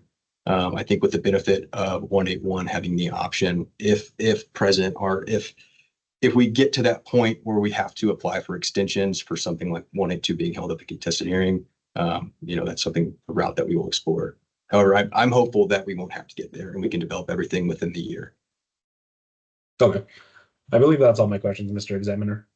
All right, thank you, Mr. Garcia. So with the amended exhibit packet, can we take this case under advisement? I believe so. Yes. Yes, ma'am. Mr. Holliday, I wasn't asking you, I was asking Mr. Curtis. Well, I would like it to be. Yes, I know what you would like. Yes, it's obvious. Thank you, Mr. Garcia. Okay, so Mr. Holliday, how long for you to file this corrected exhibit packet?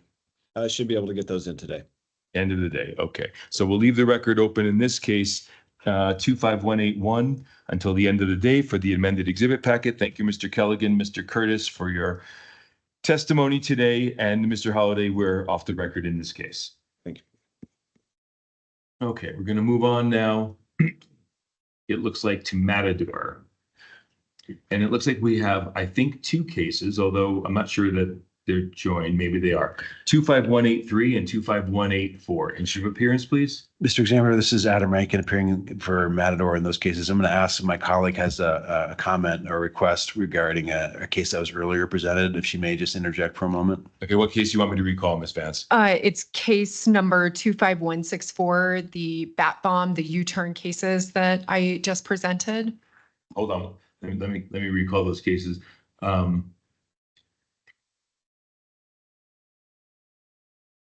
I'm thinking that what case numbers are they? It's just one case. It's case number 25164. That's number 28 on our docket, COG operating 25164 recalling. What can we do for you, Ms. Vance? Yes, I apologize. Forgot one note here. I actually needed to request to continue this case to the April 10th docket. You will see if you look at my my notice list and compare it to my pooling, we have overrides that we needed to send notice to. So I'd like to just keep the record open. We are currently we're currently getting all that notice out, and then just come back at the April 10th docket to perfect notice. And I have emailed Ms. Luck and let her know that as well. And she just emailed me and said, that's fine. Okay, so let me make some extra notes here.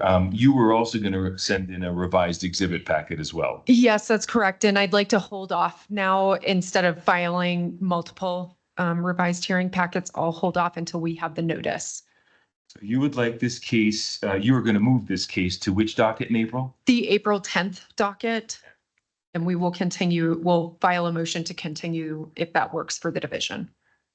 It does. And this is just a cure notice? That's correct.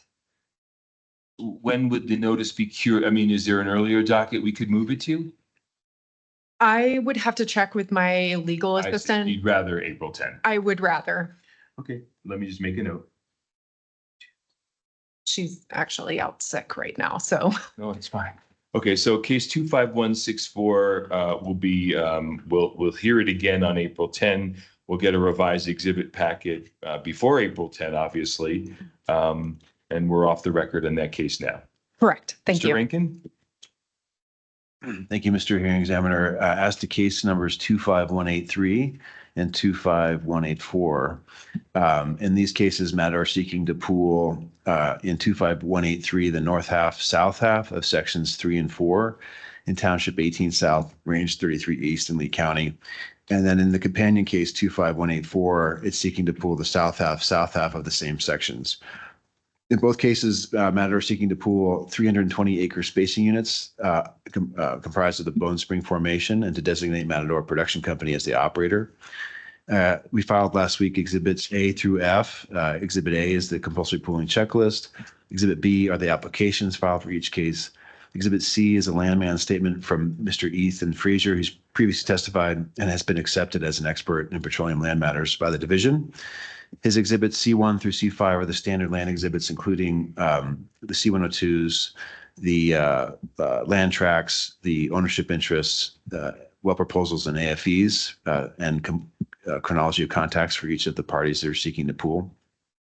Exhibit D is a statement from Mr. Joshua Burris. He's a geologist, has previously testified before the division and accepted as an expert in petroleum geology.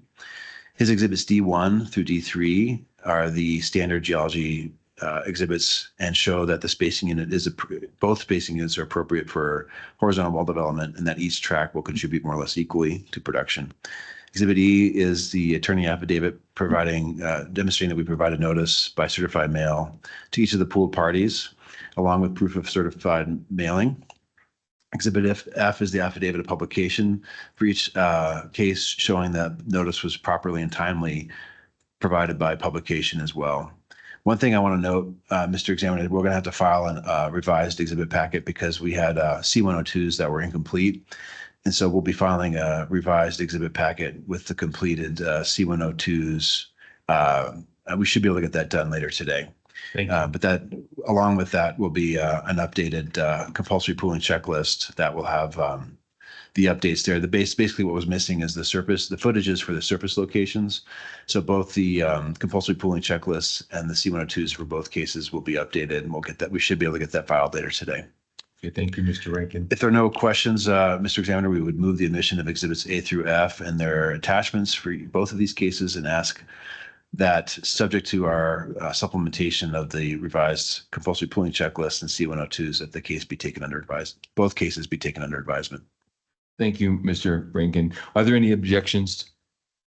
Not hearing any, your exhibits are admitted into evidence. Did you say Mr. Frazier and Burris are both previously qualified as experts before this division? I did. Okay, very good. And what date was the notice letter sent out? The notice letter was sent out on February 21st. Okay. Is that timely? That is timely. All right, good. And the affidavit of publication? In both cases, the affidavit of publication was published on February 25th. Okay, thank you. Okay, so let's see if Mr. Garcia has any questions for either Mr. Frazier or Burris in these cases. No questions. Thank you, Mr. Garcia. So Mr. Rankin, you said end of today, and that's in both cases? Correct. Both cases, we need to update the C102s and the compulsory pooling checklist. We should be able to get that done today. Okay, we'll leave the record open until 5 o'clock today for both cases for an amended exhibit packet with cover letter. And then we'll take these cases under advisement. Thank you. Thank you. Moving on to AEP2 Operating LLC. These are multiple amendment cases. They begin on line 32 of our docket, 25185, 86, 96, 97, 98, and 99. Entry of appearance, please. Your microphone, please. Mr. Examiner, good morning. Technical examiners, Darren Savage with Aberdeen Shill appearing on behalf of the applicant, Alpha Energy Partners 2 LLC. And I would just like to point out that the 25185 and 25186 should be consolidated. They're a little bit different. And then the remaining 4 would be consolidated. So you'll present 85 and 86, and then you'll present the other cases? Yes, sir. Okay, so are there any other parties that you know of on these cases? Yes, there's one other party. Is it the Harpers? Well, the Harpers are, there's Matador Production, I believe, will be making an appearance, and I believe Mr. Harper showed up this morning. Good morning, Mr. Hearing Examiner Paula Vance with the Santa Fe office of Holland and Hart on behalf of Matador Production Company. Matador Production, have you entered an appearance in all of the cases? Yes. Yes, we have. Okay, and I see Mr. Harper on the screen and maybe Mrs. Harper as well. Mr. Harper, can you unmute yourself, please?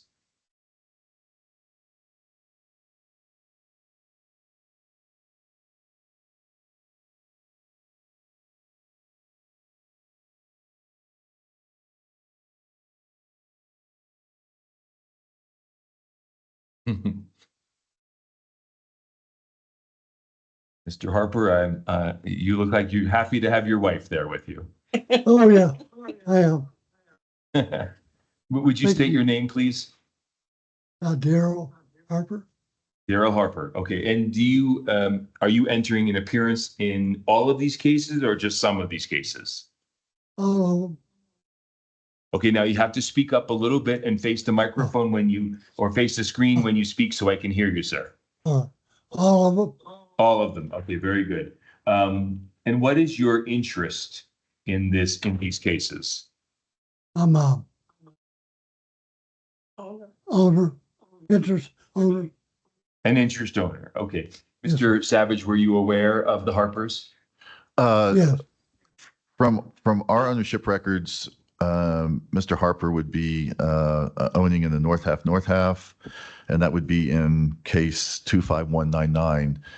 I don't, we're in the 25185 and 25186, we're pooling, the owners have already been pooled and we're pooling additional parties discovered, and I do not believe he is in that set of folks. Wait, he is or is not? Is not. Is not. Okay, so from your research, the Harpers own in 25199 only. 25199. That's the north half of that particular unit. That particular unit. Okay, Mr. Harper and Mrs. Harper, did you hear that? Well, yes, sir. I do have 4 notices here from Alpha. You have 4 notices from what? I'm sorry? From Alpha. Alpha. Okay, so 4 notices. When you say 4 notices, are they identified? Do they identify case numbers or tract or land descriptions? Case number. Case number. Can you give me the case numbers? 25185, 251186, Okay. 25196, 25197, 25198, 25199. All right, let me repeat that because it's very hard to hear you, Mr. Harper. It would be much better if when you're speaking, you could face the screen and speak a little louder. I heard that you have a notice from case number 85, 86, and then did you say 99 and 98? Well, 96, 97, 98, 99. Oh, well, that's okay. That's more than 4. So then you're saying you've gotten notices in 6 cases? Yes, sir. Mr. Savage? Yeah, that's interesting. I discussed this with the landman last night, and we were trying to figure out. So, maybe apparently he received notices, but I can point out that. So Mr. Harper has a very small interest. Okay. And I discussed with the landman, and we'd be willing to take him off the pooling list and negotiate with him. And I believe he had interest in a previous case involving the Alpha's Hollywood Star, which was a contested case here. And I know that they successfully negotiated with the lease with him. So if he's open to this, we can take him off the pooling list. Okay. And we can revise our hearing packet and continue negotiations with him. Okay. And before I go back to Mr. Harper, do we have your landman here? We do. And what is the name? Riley Morris. Would you turn on your camera, please? There we go. Okay, good. Mr. Morris, would you state and spell your name for the record, please? Riley Morris, RILEY MORRIS. Would you raise your right hand, please? Do you swear or affirm under penalty of perjury that the testimony you're about to give is the truth, the whole truth, nothing but truth? I do. Thank you. Can you help us understand which cases the Harpers received notice on? Yes, sir. They should have received notice in 25185 and 25199. Only. Because yes, sir. And so I think that was an error on the duplication. I because see. Our notice list was built off of everyone that had received a well proposal, and those well proposal covered multiple wells. I see. Okay. Mr. Harper, Mrs. Harper, did you hear that? Yes. Okay. Do you have any questions for this witness about your notice or about your interest in these cases? Well, like he pointed out, we're willing to negotiate our interest. Okay. What I think I heard you say, Just because like again, he it's pointed- Mr. Harper, it's very hard to understand you. If you could do whatever you can to help us understand you, I want to have a clean record here. What I heard was that you're willing to negotiate. Is that what you said? Yes. Yeah. Okay, thank you, Mrs. Harper. So, Mr. Savage, Mr. Morris, you understand what the Harpers. So it looks like, based on what Mr. Morris testified to, these cases 85 and 99, we need revised exhibit documents on to remove the Harpers from the compulsory pooled check list. Mr. Morris, anything further on that? No, sir. Thank you. All right, Mr. Morris, why don't you stay with us, because I don't know if Mr. Garcia is going to have questions in these cases, so just hang tight. Okay. Mr. and Mrs. Harper, Yes. before before we continue, before we continue, do you have anything else you want to ask either the attorney who represents AEP or Mr. Morris? Well, Do you have any more questions? not particularly. I'm just the owner of Harper Gas and Oil. That's all. Mr. Harper, why don't we do this? Why don't you mute your microphone now? If you want to say something else, unmute your microphone and let me know, and we'll pick up with you. So, Miss. Edith,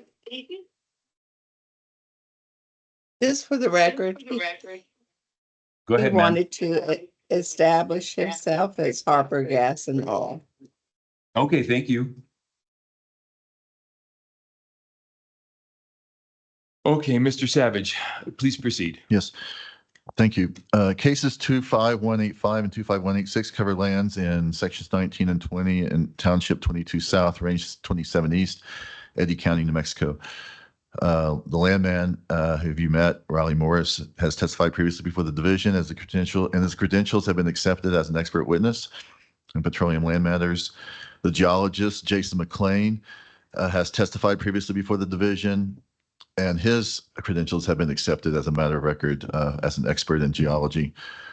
In case number 25185, Alpha seeks an order pooling additional uncommitted mineral owners' interests, and that would be pooled under a previous existing order, R23006, for the Wolfcamp Formation designated as a gas pool, underlying a standard 634.36 acres, more or less, a spacing unit comprised of the south half of section 19 and 20. And we would also like to designate Paloma Permian Asset Company LLC as the operator, as referenced in the application.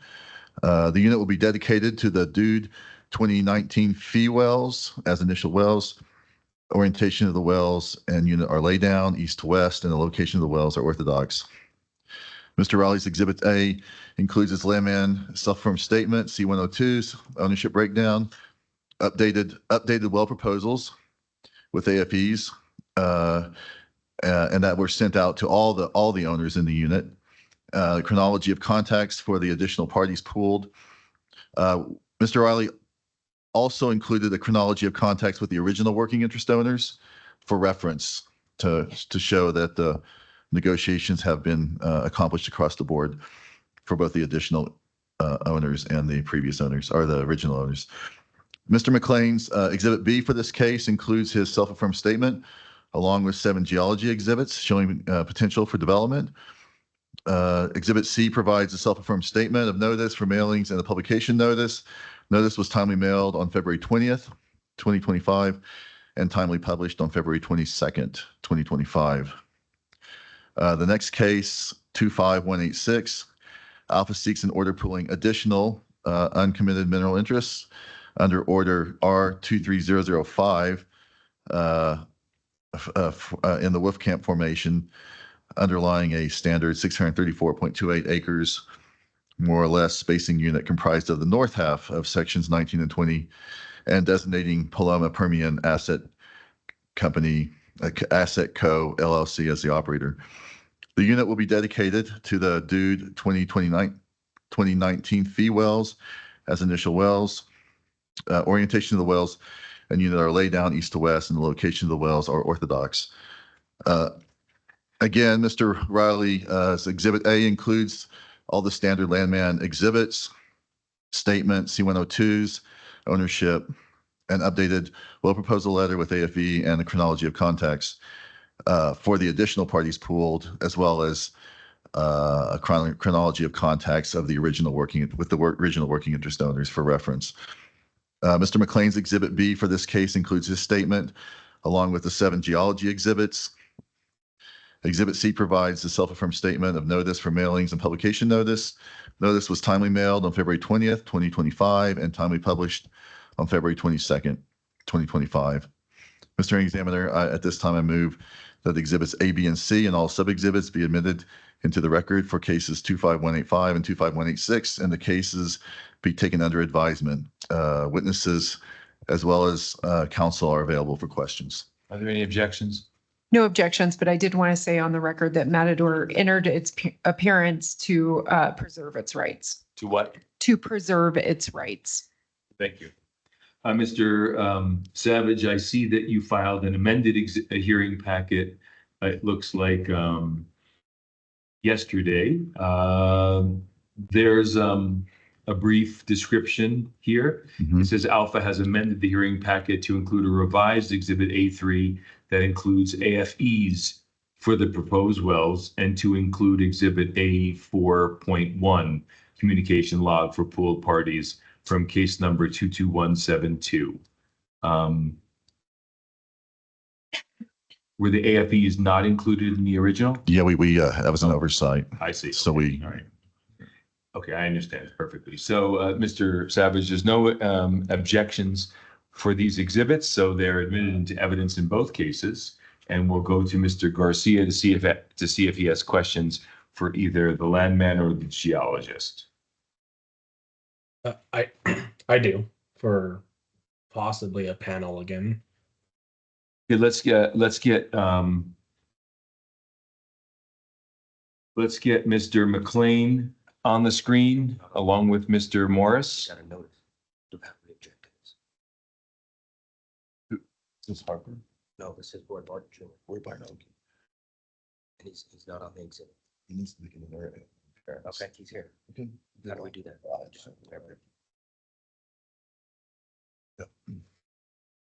Mr. McLean, are you with us?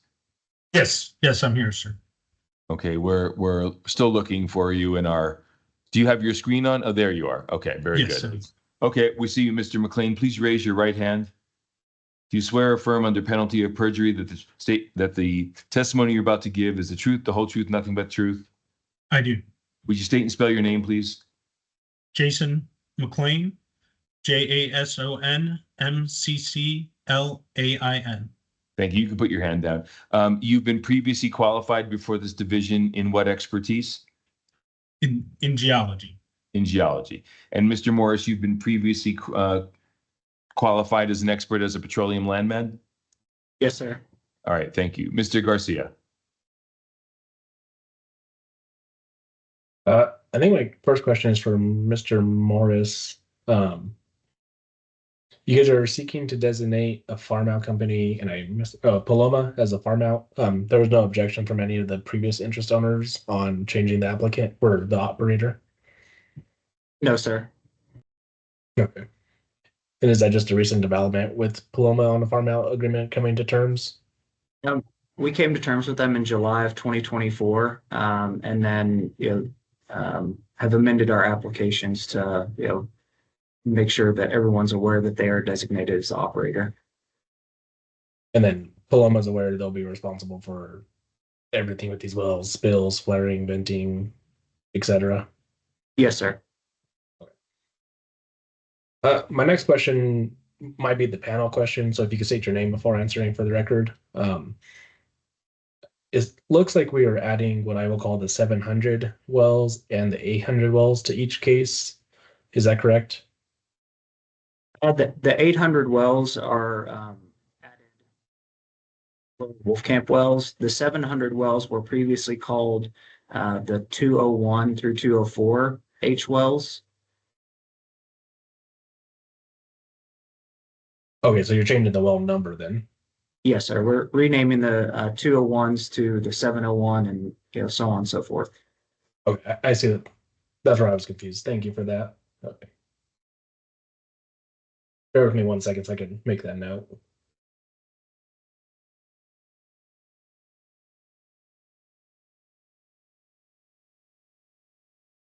Okay, and then last question I have is the addition of the 800 wells, what's the reasoning behind those?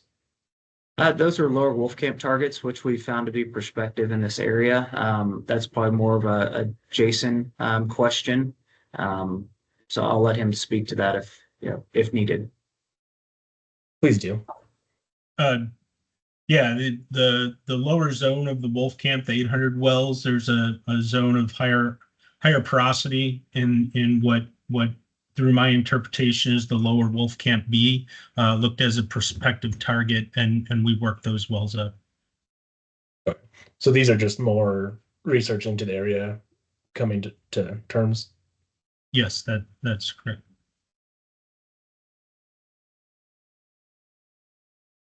I believe that's all my questions, Mr. Examiner. Okay, Mr. Garcia. Mr. Savage, are you amending anything, or is the amended exhibit packet that you filed yesterday the final packet? Mr. I believe the one yesterday it will be the final packet. But let me ask. Mr. Barton back here. I got the name wrong. I thought he was associated with the Harper group, but apparently it's a separate person and group. So he would need to make I would like for him to make an entry of appearance into this to address any concerns that he might have regarding these cases. And I apologize for the late entry on that.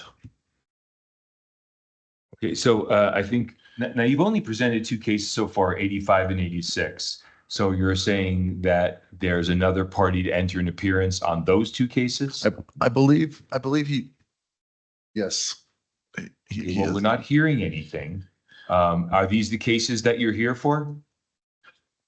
Would you like to come up and let us know that?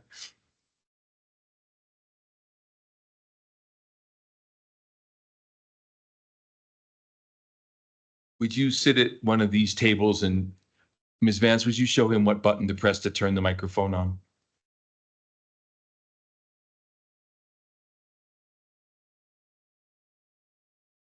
Okay. Sir. Would you state and spell your name for the record? Yes, sir. Roy G. Barton Jr., Barton. I'm here representing myself, my wife, Claudia Ritzy Barton, also the Roy G. Barton Sr. and Opal Barton Revocable Trust, and an individual, Norma J. Chanley, Chanley, all the parties of Hobbs, New Mexico. Are you objecting to anything that you've heard so far? Yes, sir. There's several more cases here we haven't mentioned. We'll get to them, sir. But on the two cases that we've heard, that ends in 85 and 86. Yeah. Objecting to the premise of operating off the threat of being force pooled rather than operating with a joint operating agreement. We participate in lots of wells, and we're always under a JOA, which works good for everybody. But operating under duress of threat of penalties and whatnot, it's just not, I don't think the company's acting in good faith. Okay. All right. Let's take that apart a little bit. So did you receive notice in these two cases? Yes. In both cases? Yes. Okay, very good. So Mr. Savage, it sounds like Mr. Morris knew about, Mr. Morris, you're in charge of notice, aren't you? Yes, sir.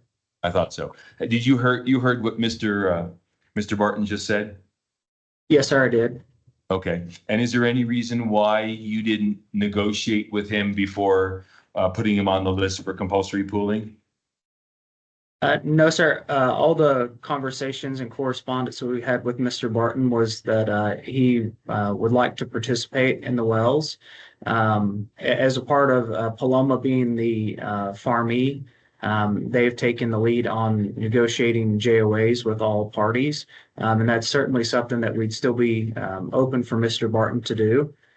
Given the number of interest owners in here, we've tried to move these forward in a timely manner, but definitely still are open to joinder via voluntary agreement under a JOA.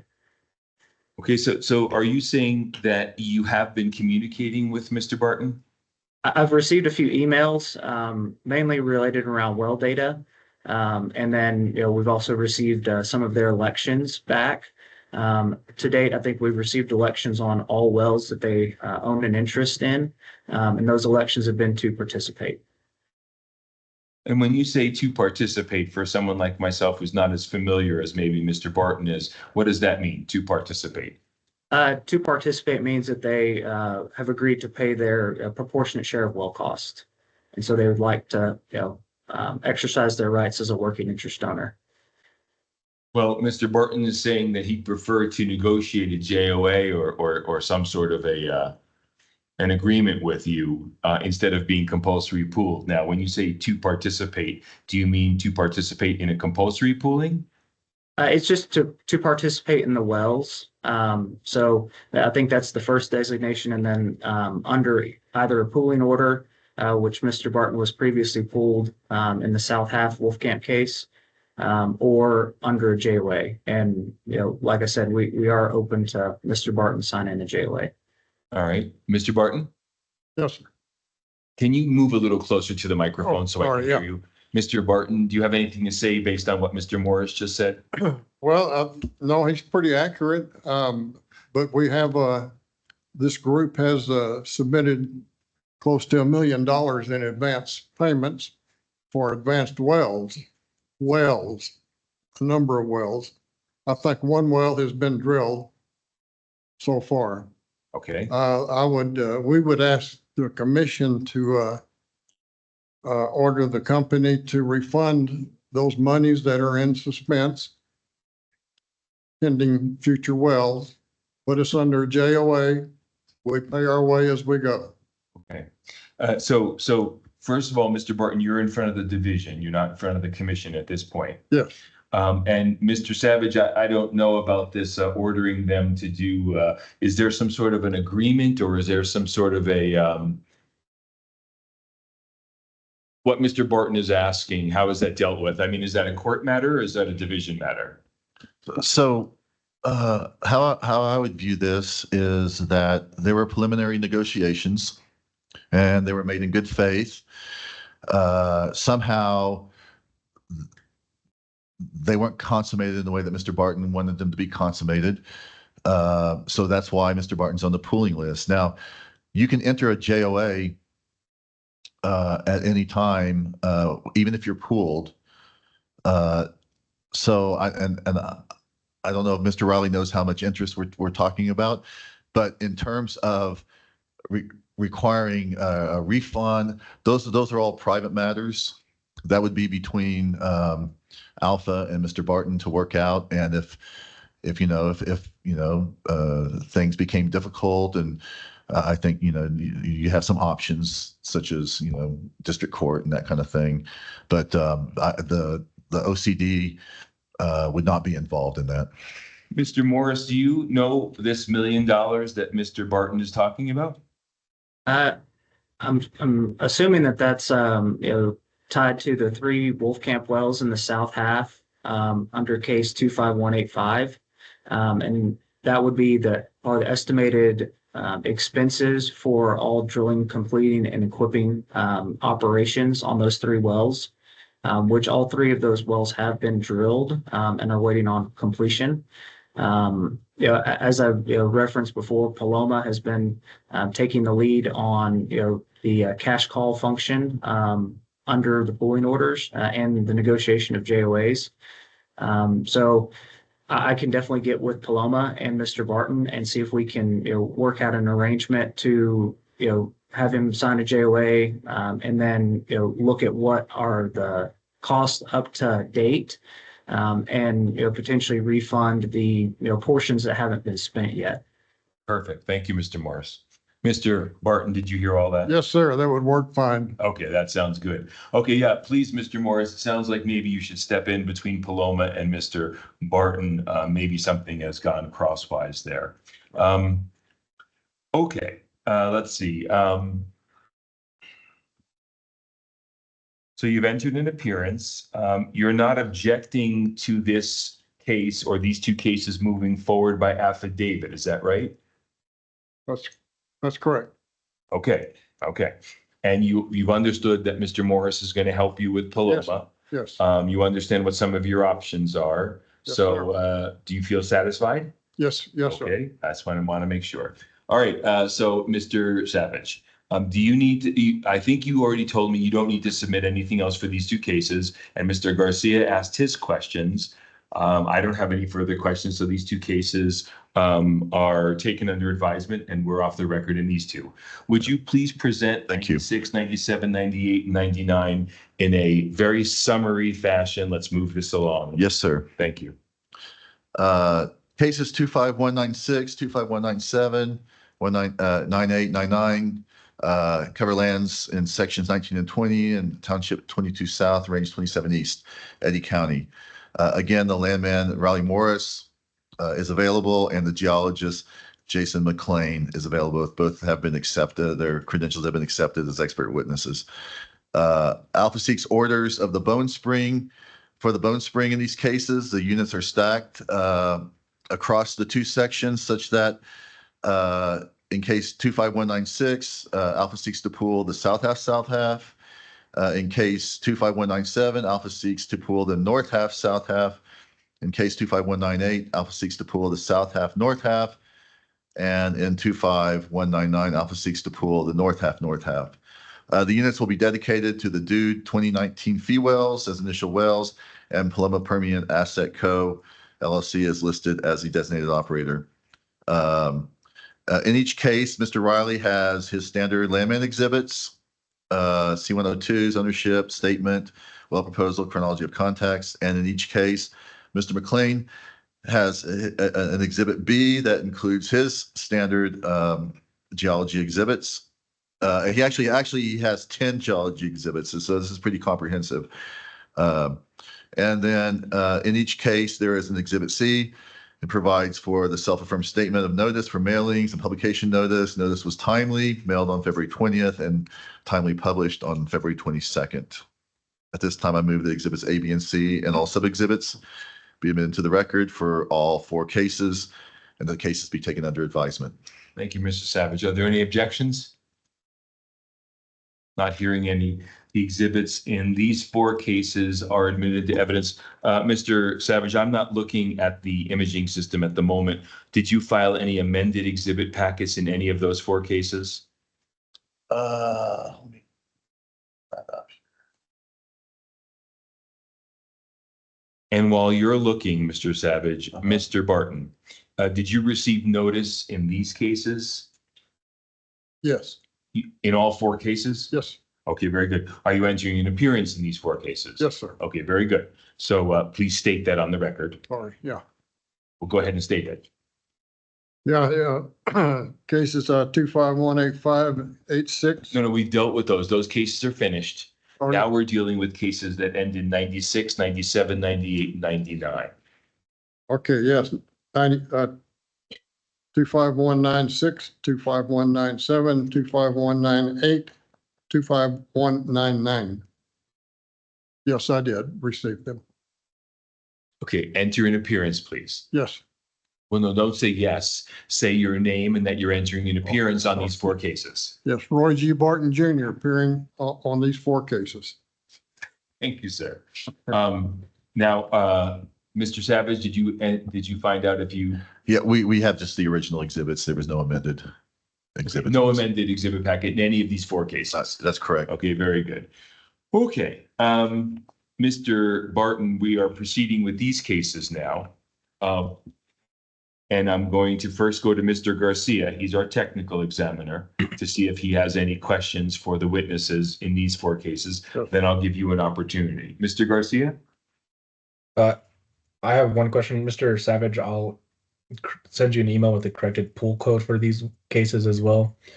It should be the CAS draw bone springs. I can follow up with an email because the spelling's a little weird on it.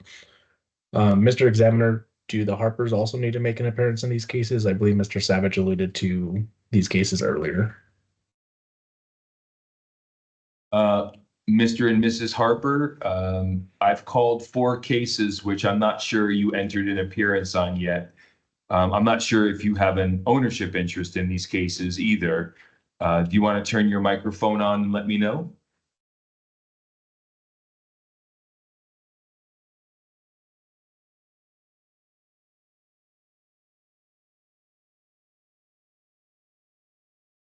All right. I'm here. Go ahead, sir. Daryl Harper, interest owner, case number 251. 96, 97, 98, 99. Very good. Thank you, Mr. Harper and Mrs. Harper. Okay, Mr. Garcia, we have an entry of appearance from the Harpers and the Bartons. I have no further technical questions on these cases. Okay, can these cases be taken under advisement from the division's perspective? Yes, sir. Okay, very good. Mr. and Mrs. Harper, do you have any questions for either the landman or the geologist in these 4 cases? Do you have any questions? Well, we do have interest in all the, Okay. Mr. Morris, hold on, Mr. Harper. Mr. Morris, are you aware of the Harper's interest? Yes, sir. They own in case 25199. Only? Yes, sir. Okay, I thought that's what you said earlier. Okay, very good. Okay, but you are aware of their interest? Yes, sir. And I would like to correct the record. Yes. Whenever I referenced their interest earlier, I inadvertently said case 25185. It should be 25186, the North Half case in the Wolf Camp. Okay, so the record will reflect that the Harpers own, according to you, an interest in 86 and 99 only. Yes, sir. Okay, and are they on your compulsory pooling list, or do you have a JOA with them? They're on the compulsory pooling list, but we will be removing them and negotiating the lease. Okay, very good. So, Mr. Savage, it sounds like you do need to file an amended exhibit packet to remove the Harpers from the compulsory pooling list in both 86 and 99. Yes, sir. Yes. So we're not going to take those cases under advisement yet, but we'll leave the record open when you think you'll file the amended exhibit list. If you would just give us a couple days, it's end of Tomorrow? Tomorrow. Okay, so Mr. Morris, you heard the deadline. It'll be tomorrow, 5 o'clock, Mountain Standard Time Yes, sir. for the amended exhibits. Okay, very good. With cover letter, Mr. Savage, please. Yes. And now, what about, Mr. Morris, what about the Bartons? What about, are they on your compulsory pooling list for the 4 cases we're dealing with now? They were noticed on all 4 cases, but their ownership interest lies in 25196. Okay. And Okay. as previously discussed, we will be reaching out to them to negotiate their joinder under a JOA. Okay, so does that mean you need to file an amended exhibit packet removing the Bartons from 96 or not? No, sir. Okay. I'd still like to keep them on the list for now. That's fine. That's fine. I'm just trying to figure out what we're getting amended and what we're not, and who owns what. And all right. So, Mr. Barton. Yes, sir. What I have learned from Mr. Morris is that you have an ownership of these 4 cases now that we're just talking about. Yes, sir. That you have an ownership in case number 96 only, not 97, 98, or 99. If you received notice in those cases, I believe Mr. Morris is saying that that might have been an error. All right, Okay. thank you. Of course, I'm not a court. I don't decide these things. I'm just going by the testimony. All right. And that they are going to, at this point, they're leaving you on the compulsory pooling list that they're submitting to the division in case number 96, but they're going to, as in the other cases, reach out to you through Paloma and negotiate something with you. Yes, sir. Okay, you understand that? Yes, sir. So is there any objection on your part to moving forward on these cases? No, not at all. No objection. Thank you. Okay. I believe we're going to take these cases under advisement, Mr. Savage, once we get, okay. Well- So if I'm not mistaken, are you revising anything in case 85? No. No. So 85 is taken under advisement. Okay. In 96, 97, and 98, are you revising anything? No. Okay, very good. Oh, yes, 96. 96, what are you doing? No, we're not. I'm sorry. I didn't think I'm so. sorry. That's fine. Yeah, we're not. Okay. But in 99, Well, I haven't gotten. yes, sir. So we're taking 96, 97, and 98 under advisement. Yes, We're leaving the record open till tomorrow, close of business, for case numbers 86 and 99 to receive amended exhibit packets. And at that point, we will take those under advisement. yes, sir. Thank We are you. off the record in these 6 cases. Thank you, Mr. Barton. Thank you, Mr. and Mrs. Harper, for your participation. And thank you, Mr. Morris and Mr. McLean, for your testimony. It's time to move on.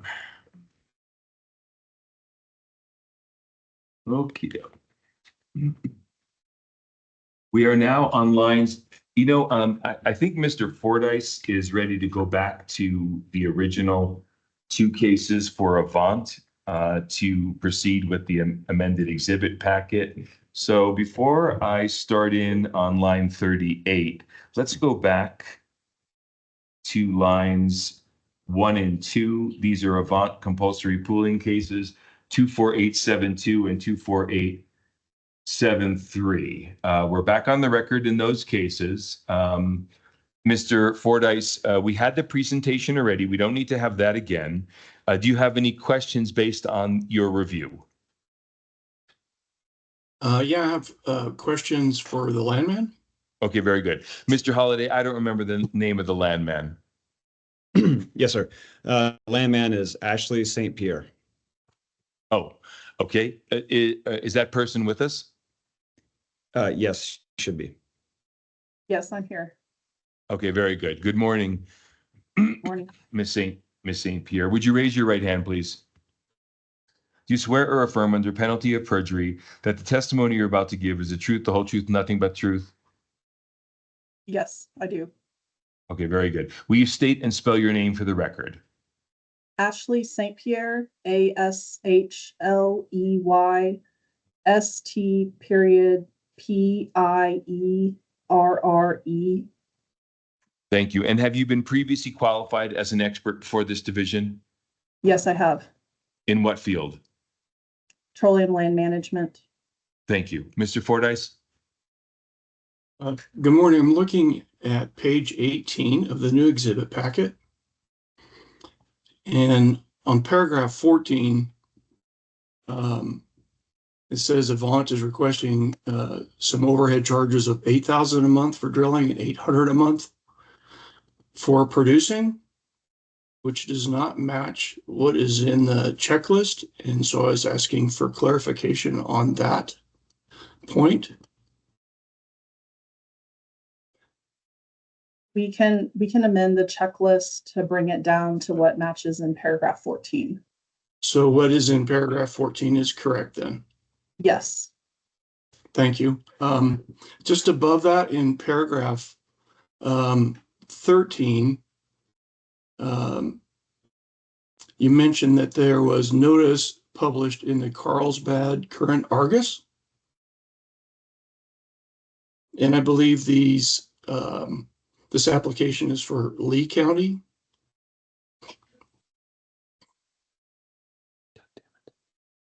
Yes, it is for Lee County. I believe the notice was in the Hobbs paper. So this is just a typo, I believe, that needs to be corrected. I'm Um, unfamiliar with that. The original publication was handled by the Avant team before the acquisition by Coterra. And I can double check with them to verify if that's a typo or if they did publish in the Carlsbad paper. Mr. Technical Examiner, it's Ben Holiday.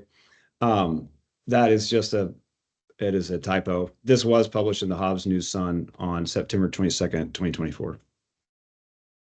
Okay, thank you. I'm looking now at beginning on page 22 for case 24872, the C102. The C102s that are in the exhibit packet.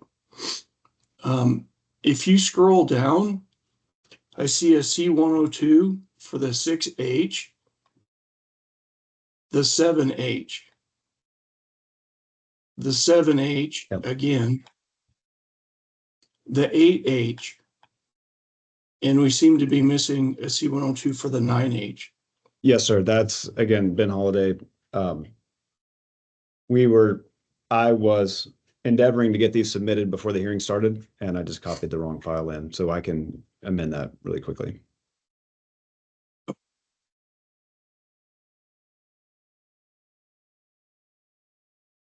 On page 85, this is actually exhibit B4 from the geologist.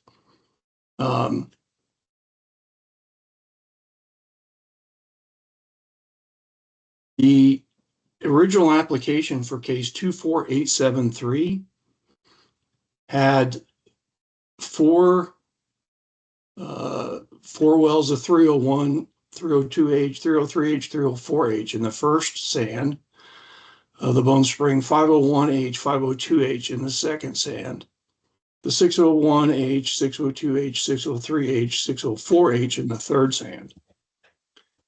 And then in the first exhibit packet that I reviewed, the four wells in that east half were dropped. And now we have a new exhibit packet with the four 600 series wells in the third Bone Springs being dropped, and the 303H and the 304H in the first Bone Spring being added back in. Is that correct?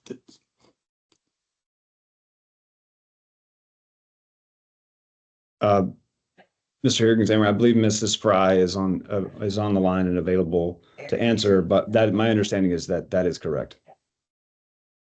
This has been Holiday. The question that I have, since I haven't been following this case, was there were objections to the case, and now we have a new exhibit packet with the 303H and 304H being added back in. Were any of the objections related to those wells?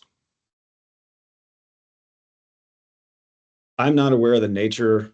This has been Holiday speaking. I'm not aware of the nature of the objections. All the objections were, some were due to other cases.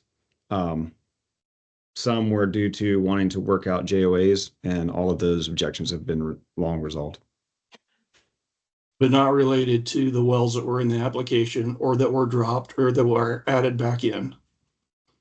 I'm not sure the exact nature of the objection, but the full suite of wells that would be pooled in this case were noticed and everyone was aware of them. Could I just request then a correction to this exhibit? In the bottom left, there's no label for a well. Could we have just have that corrected, have the label added back in? Yes, sir.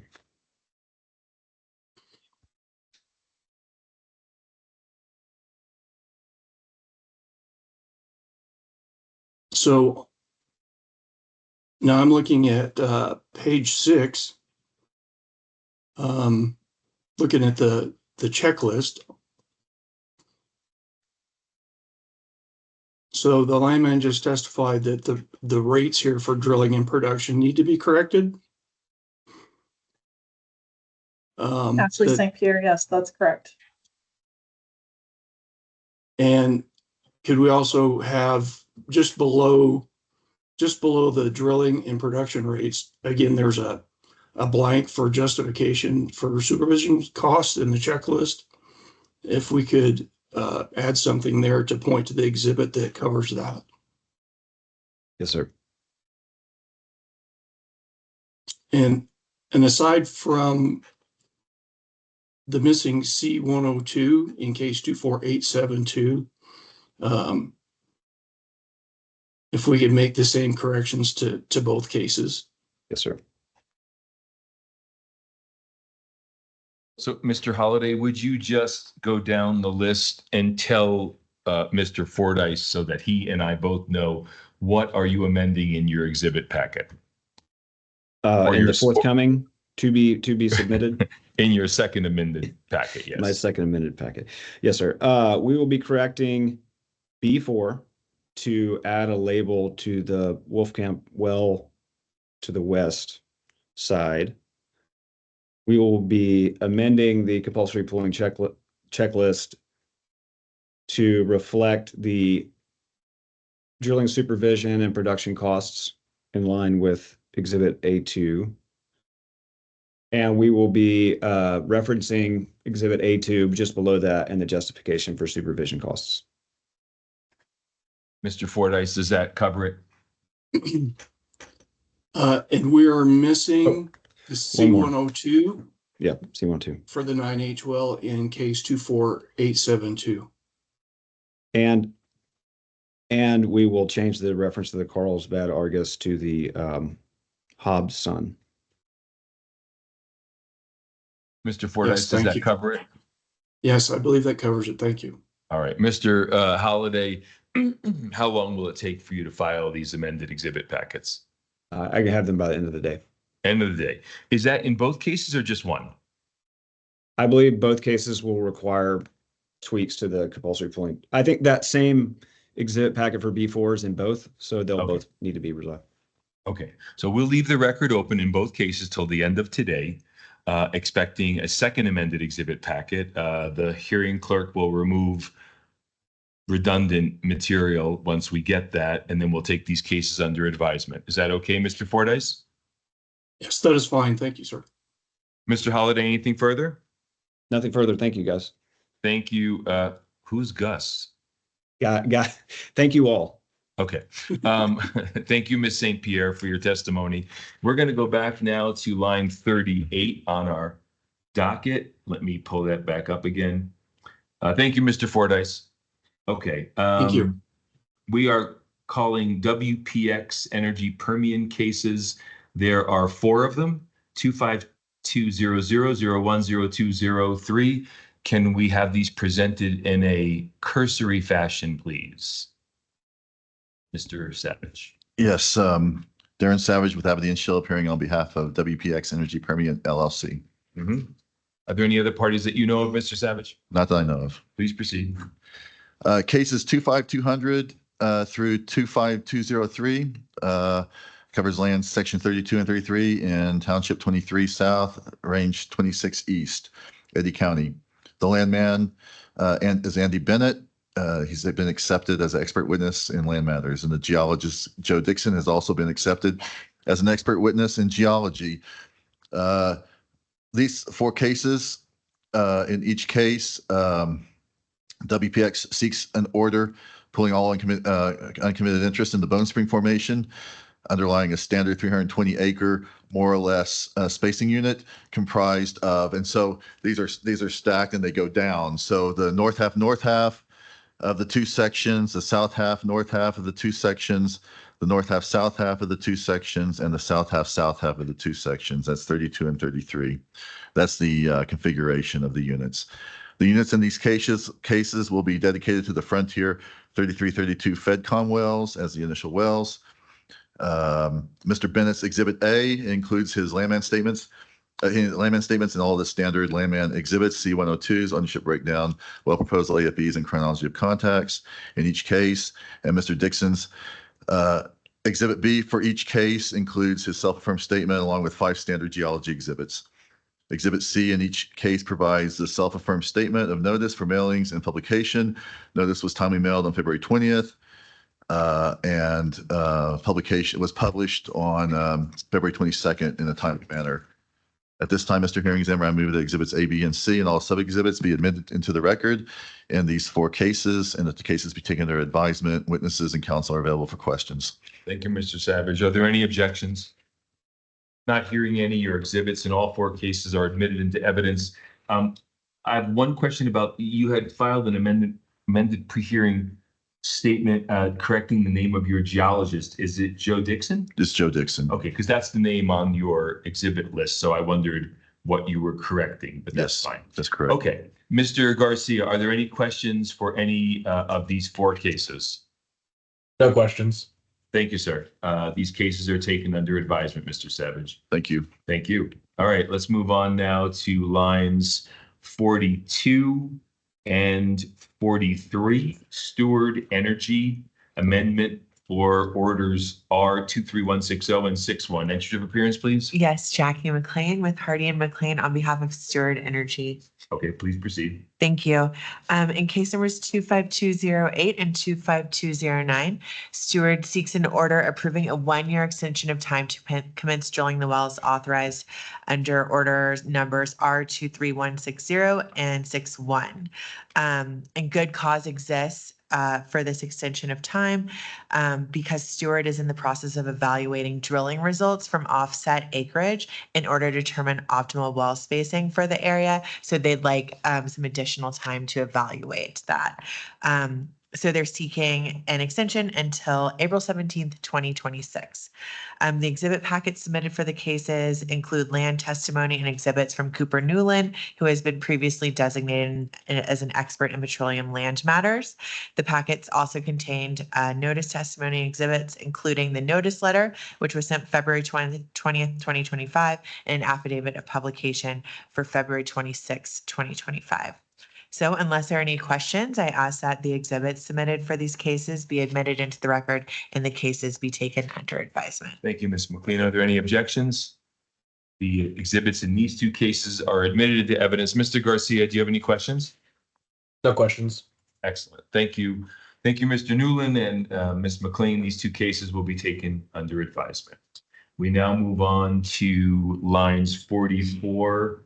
We're not sure if this is going to be joined with any other case, so I guess I'll call just 25210. Yes, that's correct. It's just this one case. And Jackie McLean on behalf of Steward. Are there any other parties that you know of? No. Please proceed. Thank you.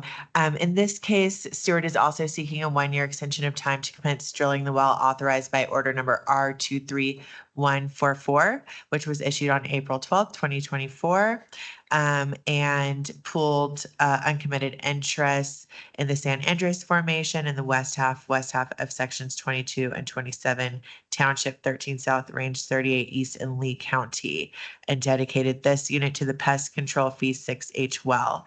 Good cause exists to extend the deadline because, again, that Steward is looking to evaluate drilling results from offset acreage to determine optimal well spacing in this spacing unit.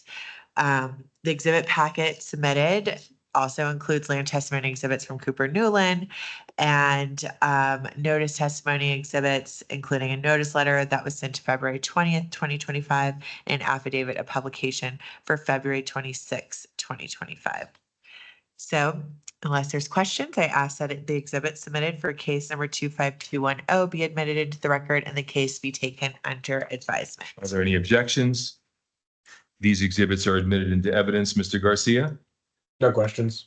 This case is taken under advisement. Calling line 45, 25211. Entry of appearance. Thank you. Yes, Jackie McLean again on behalf of Steward Energy.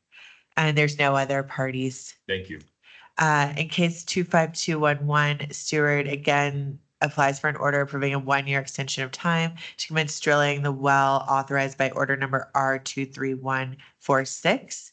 And again, good cause exists so that steward can evaluate the drilling results from offset acreage before determining the well spacing in the area.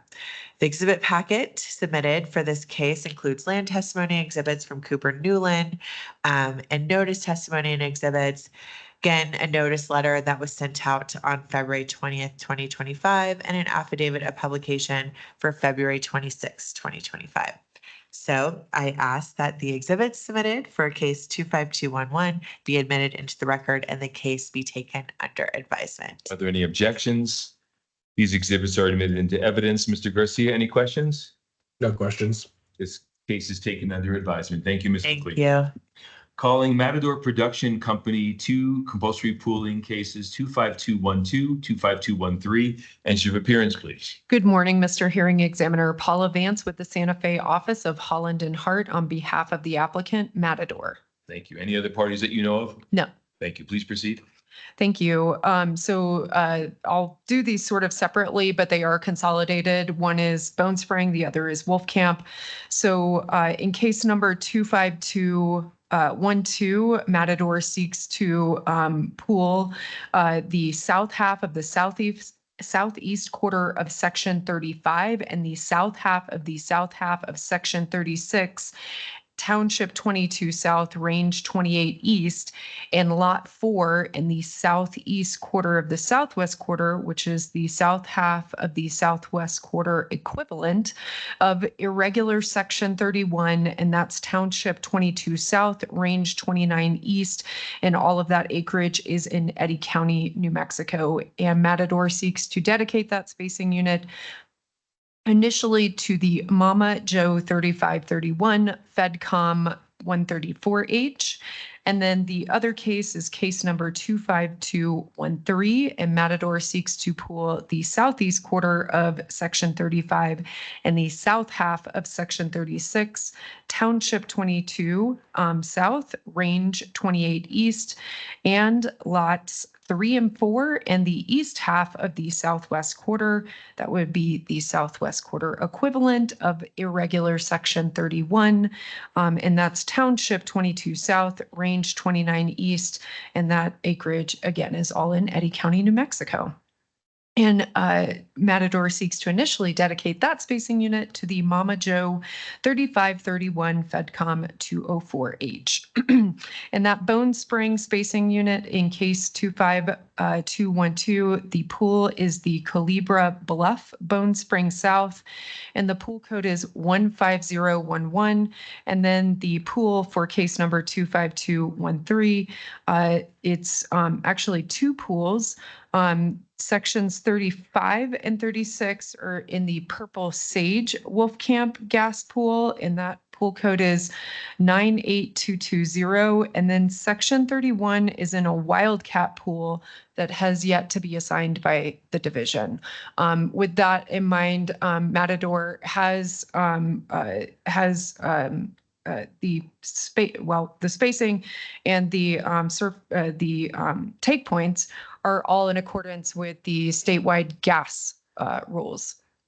In these cases, we have included a copy of the applications, provided the compulsory pooling checklists, as well as the self-affirmed statements of landman Ethan Frazier and geologist Joshua Burrus, both of whom have previously testified before the division, and their credentials have been accepted as a matter of record. Mr. Frazier, his statement is Exhibit C and includes all of the standard sub-exhibits. I do want to go ahead and note on the record that I am going to file a revised hearing packet in case number 25213.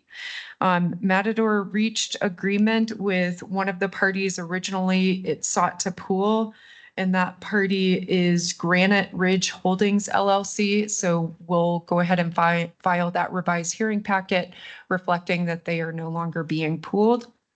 And I can do that this afternoon because I already have that exhibit. And then Mr. Burris's statement is Exhibit D and includes all the standard sub-exhibits for geology. Then we have Exhibit E, which is my self-affirmed statement of notice with a sample letter of the notice that went out on February 21st, 2025. And then the Exhibit F, the last exhibit there, is the affidavit of notice of publication, which was timely published on February 27th, 2025. The other thing that I did want to note is that in the heading, in the title of each of these applications, initially we have in there, you will see, and I'm going to get to it, that it's an application for approval of a overlap. Matador is sending out that notice separately from the compulsory pooling, so we would just request to have that dropped, that request dropped from the applications. And unless there are any questions, I would ask that the exhibits and sub-exhibits be admitted into the record and that the cases be taken under advisement. Are there any objections? The exhibits are admitted into evidence. And I understand that one of the cases will have a revised exhibit packet filed by the close of business today. What about the other one? Nothing on All that right. one. So we can, okay. Mr. Garcia, are there any questions? No questions. Thank you. So we can take one case under advisement. Which case is that? That would be 25212. 25212. 25213 will remain open until close of business today, and then we will take that under advisement if we get your amended exhibit pack. Is there anything further? Nothing on that case. We're in recess on those cases, and we're almost finished today. We have two cases left. We have an EOG Resources case. This is 25214. It's line 48 on our docket. Entry of appearance. Good morning, Mr. Hearing Examiner. Paula Vance with the Santa Fe office of Holland and Hart on behalf of the applicant, EOG Resources. Are there any other parties, Ms. Vance? No. Would you present this in a cursory format, please? Yes, Thank absolutely. So EOG is requesting a extension for this case. They are still waiting for federal permits. The only thing additional that we have provided, along with Miss Lacey Stretcher, who is the landman, she has previously testified. She has provided an updated pooling exhibit, and she does explain in, I believe it's paragraph 7 of her statement, just the updates that are being included. Other than that, we have Exhibit D, which is my self-affirmed statement of notice with the letters that timely went out on February 21st, 2025, and then the affidavit of notice of publication that went out on January 29th, 2025. I believe that's right. Let me just double check. Thank you. February, that's not right. Okay. It was February 25th, 2025. That's fine. And unless there are any questions, I would ask that the hearing packet be taken under advisement at this Thank you, Ms. time. Vance. Are there any objections? The exhibits are admitted into evidence. Are there any questions, Mr. Garcia? No questions. The case is taken under advisement. I don't believe we need an amended hearing packet to change that date because the publication is correct. That was just my statement. I was incorrect. Nothing to correct. Well, you corrected it on the record. So Yes, we're good that's there. right. Okay, last case of the day, Mewbourne Oil. This is an amendment to order number 23511, case number 25215. Entry of appearance, please. Dana Hardy with Hardy McLean on behalf of Mewbourne Oil Company. Are there any other parties that you know of? There are not. Okay, please proceed. Thank you. In this case, Mewbourne seeks to amend order number R23511 with respect to the initial wells that will be drilled under the order. The order pooled uncommitted interest in the Bone Spring underlying a 1,920 acre non-standard horizontal spacing unit comprised of sections 10, 11, and 12, Township 20 South, Range 27 East in Eddy County. The order dedicated the unit to the Shark Week 1210 FedCom 622H and 624H wells. Mewbourne now seeks to drill the Shark Week 626 and 628 wells is the initial wells under the order and has moved them. They're in a different location within the non-standard unit from the original wells. So that's why we filed this application. And Mewbourne does hold 99.5% of the working interest in this spacing unit. So we're only pulling a very small percentage here. The exhibit packet includes the land testimony and exhibits of Braxton Blanford and the geology testimony and exhibits of Charles Crosby. Both have previously testified and been recognized as experts before the division. We've provided our notice testimony and exhibits, which show that the notice letter was sent on February 19th, 2025, and that notice was timely published on February 27th, 2025. So with that, I ask that the exhibits be admitted and that the case be taken under advisement. Are there any objections? The exhibits are admitted into evidence. Mr. Garcia? No questions. Thank you. Your case is taken under advisement. Thank you for a very successful docket, everyone. We're off the record. Thank you, Mr. Baca.